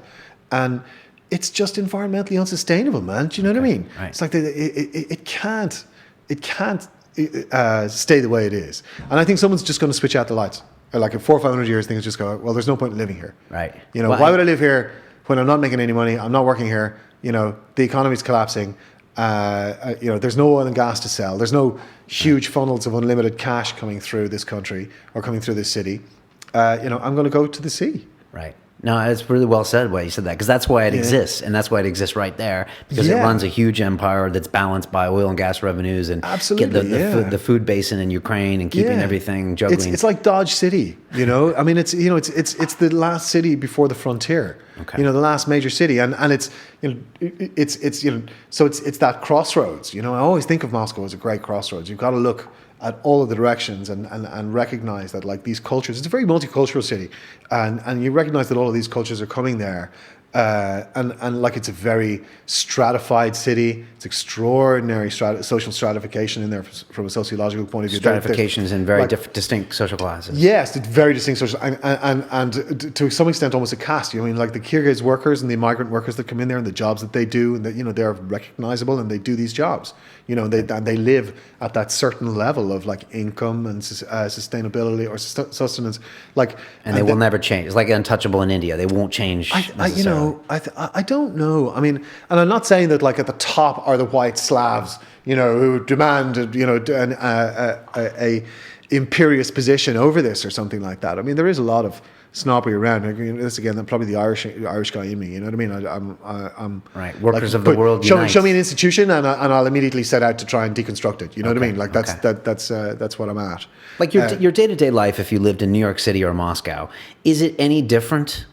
Or are there things where you're like, I can't do that? Yeah. So in the no, there's no like. Well, yeah, in terms of like, you can't go to Central Park. So a park is beautiful, a Central Park or something like that. Yeah, there are great parks, but they're not as like, amazing and a Central Park. Parks are improving a hell of a lot. Gorky Park. If you haven't been to Gorky Park, everybody go to Moscow, go to Gorky Park in the summer. It's awesome. Or no, in fact, don't go in the winter. In January, it's the biggest outdoor ice skating rink in Europe, at least. It's enormous. You can ice skate for miles in the park, and everybody's out there in their furs, smiling, and it's just amazing. So, like, there's a hell of a lot improving really rapidly about the city. But and the people, the Muscovites themselves, man, they've been through so much. You know what I mean? They watched an empire collapse in the end of the 80s. They watched absolute like freaking social and economic chaos reign over them for 10 years in the 90s. Yeah. And frankly, there was a lot of people really, really happy that like, as they call it, the steady hand, the hard hand came in and brought a bit of stability to the place, and they started to rebuild it. So it's really vibrant. It's huge architecture going on, or architectural development. But it's like, look, I live in an apartment building, and with my wife and kids, and I take my kid to school in the mornings, and go to work. Do you take have the Russian metro. friends? Do you hang out with the Russian friends? Yeah. My wife is Russian, and we've got like awesome, really, really close, really proud of my friendships with Russian people. And what are the Russians like? What are the Muscovites Come like? on, all Russians. Let's just paint them with one brush. Okay. They're awesome. They're just freaking awesome. They're hilarious. They're just not Western. They're not that composed and together and everything in its right place. And Mr. Fucking Clean and Miss Clean and polite. They haven't learned that shit yet. And maybe it's not the right shit to learn, because there's an element of that society, our civilization was going, we're polite and we're nice, but it's repressed. We're repressing. There's loads of that going on in Russian society, but the people are awesome. I think they're, they know what they've been through better than anybody can fucking tell them. Yeah. So like, no journalist can tell these people, can enlighten these people as to their fate, as to what they've been through, and, the kind of how the political pendulum has been swinging across their civilization. They know it, man. And like, so they're hardy. They're not afraid of adversity. They're incredibly loyal. They're so amazing at like, the Russians are the best people in the world for like, look, man, I got a bit of a problem, and I think I just need, can you like, and the problem could be like, I need some help with fixing my boiler, or it could be like, I need to try and like, get this thing out of customs, and or I need to buy a car, or whatever it is, and everybody knows everybody, and they're and people, like, when you approach people like that, they immediately, their body language like immediately starts to go like, I think I know a guy who can help. You know what I mean? Like, they're straight away, and so there's a brilliant informal network, a social network that grew up, of course, as a response to bureaucratic communism. Right. So a real community. Is that a weird way of saying I think, community? look, I like, yes and no. People relate to each other what they say pocholovicheskis, which is like in a human way. So so instead of talking officially, let's speak humanly, like person to person. Okay.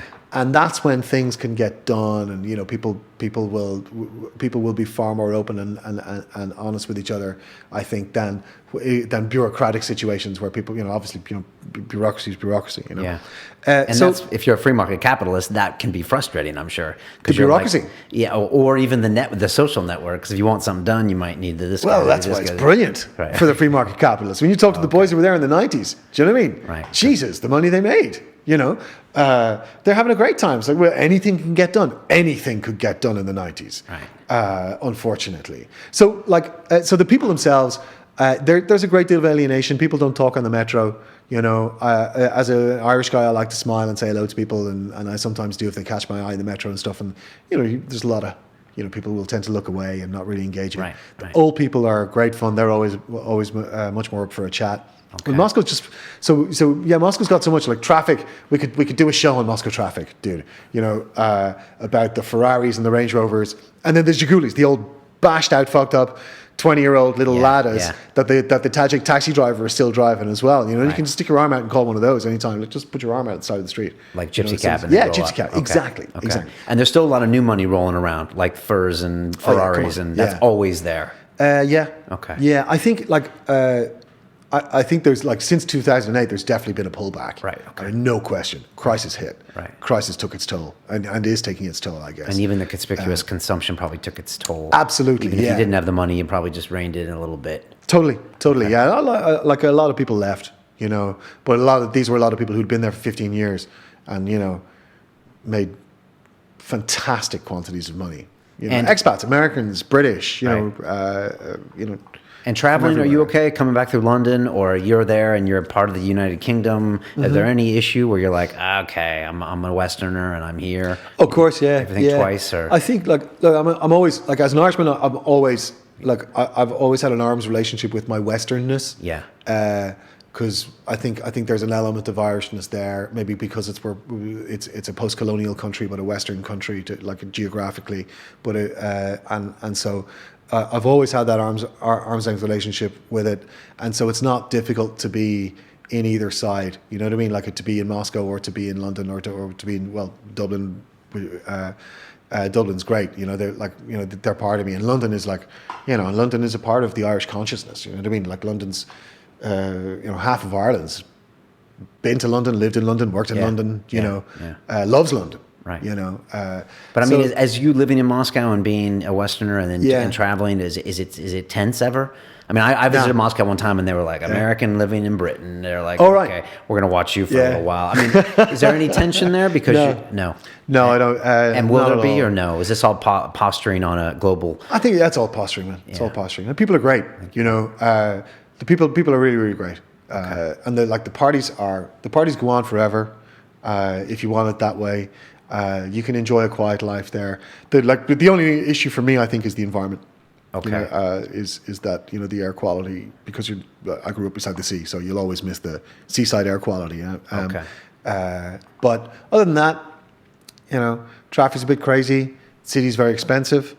But like, you know, and I flew into Domodedovo Airport in Moscow a couple of days back, and I was in a rush, so I went over to the taxi office straight away, and there's like, you come out, there's like 100 taxi drivers there, taxi. So I got to talk to the boss. So I went to talk to the boss. Boss, look, last time you gave me a taxi driver, I had this guy with fucking bottle end glasses driving an Audi sports car, and he wouldn't drive the fucking thing over the speed limit. For the love of God, you know, give me a taxi driver I can rely on here.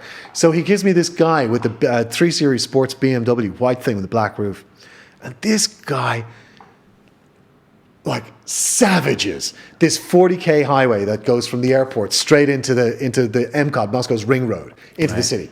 And we're turning onto the MCOD and we're going to take a spin up and I've got to go somewhere. So he fucking murders it. Boom, boom, boom. And I'm sitting in the back and like, I'm too afraid to look. So I'm just taking out my phone playing a game, you know, because this isn't really happening like the way this guy is driving.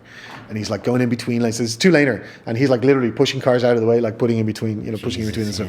He's like totally insane. So anyhow, we look, and so like his driver kudos has definitely been established, and I'm like, hey dude, you know, that was right, impressive. Pretty slick, yeah. It's a guy code thing. Yeah, it's a guy code thing. It's guy code things. Fast cars, boom, boom. Yeah, so anyhow, we swing onto the MCAT, and at that stage, he's kind of like, I think my kudos has been established here. I'm just going to cruise it, and we're cruising. And we're cruising like, I don't know, like 130 kilometers an hour, 140 kilometers an hour. And we are savagely raped by a smart car. Jesus. A smart car. Really? Going across 5 lanes, left to right, at about, it's got to be over 100 miles an hour. Yeah, like this thing was fucking flying, man.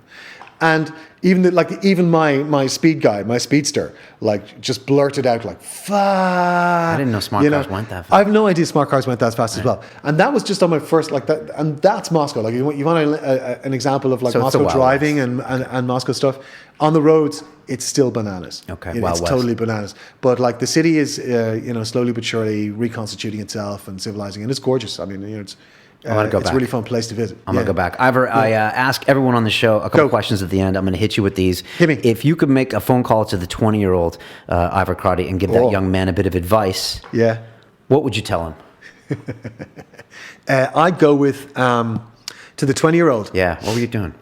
When I was 20, I was working in a insurance company, and I was about to hate it and ditch it in and get a poncho and a guitar and grow my hair long and go traveling. So what would I fucking say to myself?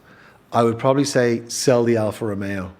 Really? That would be it. Yeah, I don't know, yeah. Where did you end up traveling after that? I just did Interrailing Europe. Okay. Yeah. All right. Yeah. Have guitar. We'll travel. It's awesome. You could buy like the Interrail ticket. It was like £180, and the day it was like $250. Yeah. And second class on all the trains in Europe.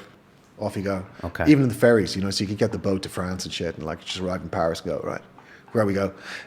So I would say at 20 years old, man, I would do okay. Probably choose journalism because I didn't know what I wanted to do. Because you hadn't made that choice yet. No, I hadn't. I went back to college when I was 25. Okay. So yeah, 5 years after that, went back to college and chose sociology and then got into radio and journalism. So yeah, I would say choose journalism. Okay. Go with it. Yeah. That's good advice. Yeah. On that same note, best Yeah. advice you've ever received. It could be professional or personal. Oh, I really like Any Fool Can Work for Nothing. Okay. And I really like don't sell yourself short by trying too hard. Any fool can work for nothing. Okay, so explain both of those to me. So Any Fool Can Work for Nothing is just about making sure that you get, like for me, it's about making sure that you recognize your own value. Because I heard my bosses say it, and it was said in a kind of disparaging way of like any fool can work for nothing, where somebody's been hired on a salary, and of course they want to keep the salary down, and someone wants to come in and go, well, look, what do you want me to do? I want you to pay me for what I'm going to do, and there's got to be a kind of a fairness equation there. Okay. So I think demand value for yourself. Yeah, absolutely. And I think, a great way of throwing that back at somebody who's negotiating with you or something is like, look, dude, any fool can work for nothing. I'm not going to fucking, you want me to work for nothing? Well, then go out on the fucking street and hire the next guy. Which is a sensitive topic for any freelance journalism. For any freelance journalist, trying to get you anybody to work for working in digital media right now, Yeah, all video, of that stuff. yeah, any of that stuff, right. I strongly row in beside those guys who say, screw you, don't expect me to just, give you my writing. Okay. So in the hope that someone will watch it. Yeah, totally. Okay. And the second piece was? The second one was don't sell yourself short by trying too hard. Okay. People take shit really seriously, man. This is so Irish. So explain that one. Right? So just people take shit really seriously, Okay. And it's like, I can do it. I'm a winner. I can do it. It's like going on TV. This is aimed at Britain and America, isn't it? I'm doubly offended by this. No, maybe, but it's not about. No, it's about just personality types and about wanting to do well. I was that soldier, man. I'm totally that soldier. You be like, let's take doing something in TV, for example. Yeah, where you stress your bones out of it. It's a big deal, and you realize that, if you just go in there, smile, and enjoy your job, and do your job, it's way easier than just going in and stressing about it and that was shit, wasn't it? The Irish can worry themselves. They can worry for the world. Okay. Okay. And so don't worry too much. Don't try too hard. Don't make everything such a big deal. I think work as hard as you can. Okay. But don't put too much pressure on yourself. You know what I mean? And try and get yourself into a position where you're if you've got where you're trained, where you're useful, where you're of value, and enjoy it. Be positive about it, and don't be afraid of making mistakes. And I think people just get so fucking hard on themselves. There's so many geez, man. I mean, it just everybody's their own best critic, aren't they? You know what I mean? And you throw that into a culture of into a hyperactive culture of diagnosis culture, for example, and go, oh, you're very critical of yourself. Oh, maybe you're potentially, grade 1 hyperdepression or, some fucking thing that we've just invented. But by the way, we might have pills for that or whatever. You know what I mean? I think just people are encouraged to be critical of themselves. I think that's a good thing, but you don't want to be too critical. You want to know where you step off and go, oh, right. I'm trying too hard here, Let's just focus on the work. Well said. And that was me. Yeah. That was you at one point. Okay. Last bit of that question is, what do you say to the 20-year-old that's listening to us somewhere around the world that wants to maybe get in the news business or get into doing something like what you do? What advice would you give them? What should they do? Oh man. Okay. I would write. Learn to write well. Read your headlines. Read your tweets. Copy is everything. Good copy is everything. And you've got to be a master of all trades. Yeah. So instead of just being like copy is everything for the newspaper guy, but good copy right now is cross-platform. Video is cross-platform. And camera work, photographs are cross-platform. So you've got to be, the jack of all trades. You have to be good in all of those things. And you've got to be goddamn good at all of those things. Yeah, you've got to be good at all those things. But I think they should also look at, you've got to look at how the production chain is built in news, and look at, it's not just about you, kid, right now, 20-year-old, going with your camera out into the field, the face, like Hunter fucking Thompson going to Las Vegas. That's not what it's about. It's a trade. It's a skill. It's part of a huge business. There's lots of people brilliant at what they do. There's loads of great training and great examples out there. Go out and learn. There's no excuse not to. But choose your heroes, or choose your idols, follow them, learn from them, critique them. But you've got to be able to work across platforms at the same time. So tweet, YouTube, Facebook, Instagram. Should they go find a new news organization to work for, or should they start broadcasting themselves? I think a bit of both right now. Okay. I think everybody needs a bit of corporate and everybody needs a bit of freelance, in my opinion. So to a 20-year-old, depends where they're at. If there's a corporate opportunity around the corner, hey, take it. But it's not going to, it's not going to define you for the rest of your life. Go and do it. You learn a lot. Okay. No question. And learn from your peers. Just have a great conversation with your peers. It's a brilliant world. I mean, it's a great community of people doing this job, and I think a lot of the really brilliant stuff that like the most amazing illustrative conversations that I've had with my peers, with my colleagues in journalism, in RT, it's not stuff very often that any of the networks that we work for would broadcast. Yeah, and so I would say retain your critical faculties. The conversations you have wouldn't broadcast. Yeah. What do you mean by that? Because I think behind the scenes journalists will open up, right? And be honest about not be honest. They're being honest, but they will open up and divulge or confess or give you the real story behind what people were seeing and stuff like that. And this is what wasn't reported, and so. There's a lot of that. So I would say embrace collegiality in your business. Really mentored properly in a place like absolutely. That. Because otherwise and don't go trolling people. It's a waste of fucking time. On the web. Yeah, no, I completely agree with that. And then the last part of that, do you think that news is going to be completely decentralized at some point where we're just going to be broadcasting to each other? Or do you think there will be these Vices and these RTs and these Young Turks? Oh, I think well, don't you think that this is we're in an evolutionary cycle right now? I mean, I think where things are changing, and there's definitely the shape of the market is changing. Yeah, rapidly. And hopefully, in 100 years' time, people will be asking themselves, what the hell were we doing, spending all that goddamn money on television? I think so. I think that there will be definitely that element of people just broadcasting to people. 100%, man. Right, microblogging and micro. Yeah, man. Look at newscasting. Because if you look at Asia and India, Africa, the big markets, right? Yeah, the untapped markets that everybody's getting, and everybody's rubbing their hands, getting ready for them. And I know Facebook and Twitter are doing a lot of development work in African stuff. But that's what, man, they're the markets they want. And I don't know. I mean, I just see new news organizations coming through all the time. And I think that's really good and really interesting. So I think there's going to be a bit of both. You're always going to have your brands, aren't you? Brand's a brand. Yeah.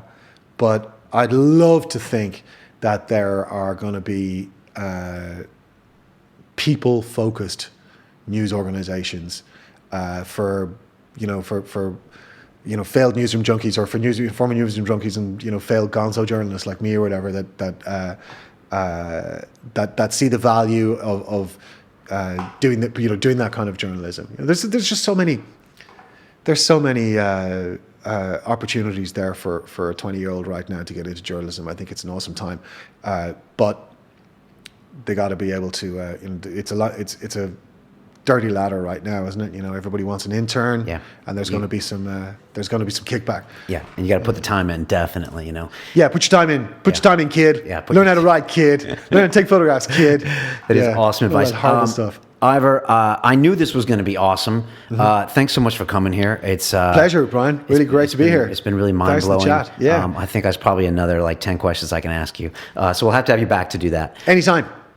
More than happy to do it. And look, congratulations on what's turning out to be a great show, great brand. Thanks. You just told me the content's getting ever shorter and shorter as I've now put this hour-and-a-half show out there. So you're telling me my business model is fatally flawed. No. I say YouTube loves the long form. Yeah. YouTube loves the long form, man. No. I'm not saying the business model's flawed at all. I think people are always going to rally around and engage with quality individuals. Quality questions, quality conversations. I've enjoyed it very much, Brian. Thanks a lot for having me. Yeah, it was a lot of fun. How do people get a hold of you? Is Twitter the best, or what's the best way? I'm at Ivor Crotty on Twitter. Yeah, that's probably the best way to get a hold of me, or you can reach me through RT. Okay, fantastic. You guys are doing a fantastic job there. If you happen to be listening to us on iTunes, you can see Ivor in pink on our YouTube channel, London Real TV. So come check that out, and we'll be putting this out with all sorts of spliced up videos with your take on all these things we talked about today. So it's awesome. We say on London Real, it's about the journey. It's about the journey. It's about the journey, right? Let's go. Yeah. Cool, man. I wish you the best. Stay in touch. Thank you very much, Brian. Cheers. Right, take care. What we call reality is in fact nothing more than a culturally sanctioned and linguistically reinforced hallucination.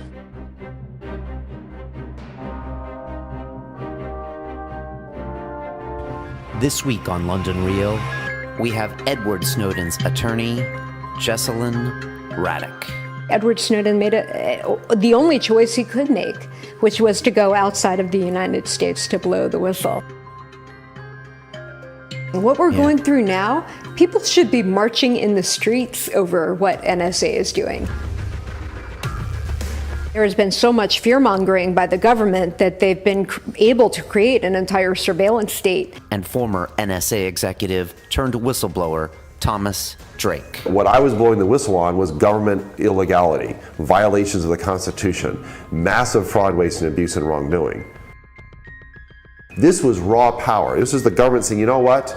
9/11 is our excuse. We're just going to get the data. I was facing 35 years plus in prison. To send a chilling message. To whom? To other whistleblowers, to others in the government. If you dare hold up a mirror to the government, if you dare speak truth to power or of power, we're going to hammer you and hammer you good. On Sunday, London Real presents Jesselyn Radack and Thomas Drake, NSA whistleblower. We just don't do this to Americans. That's why we had an American Revolution.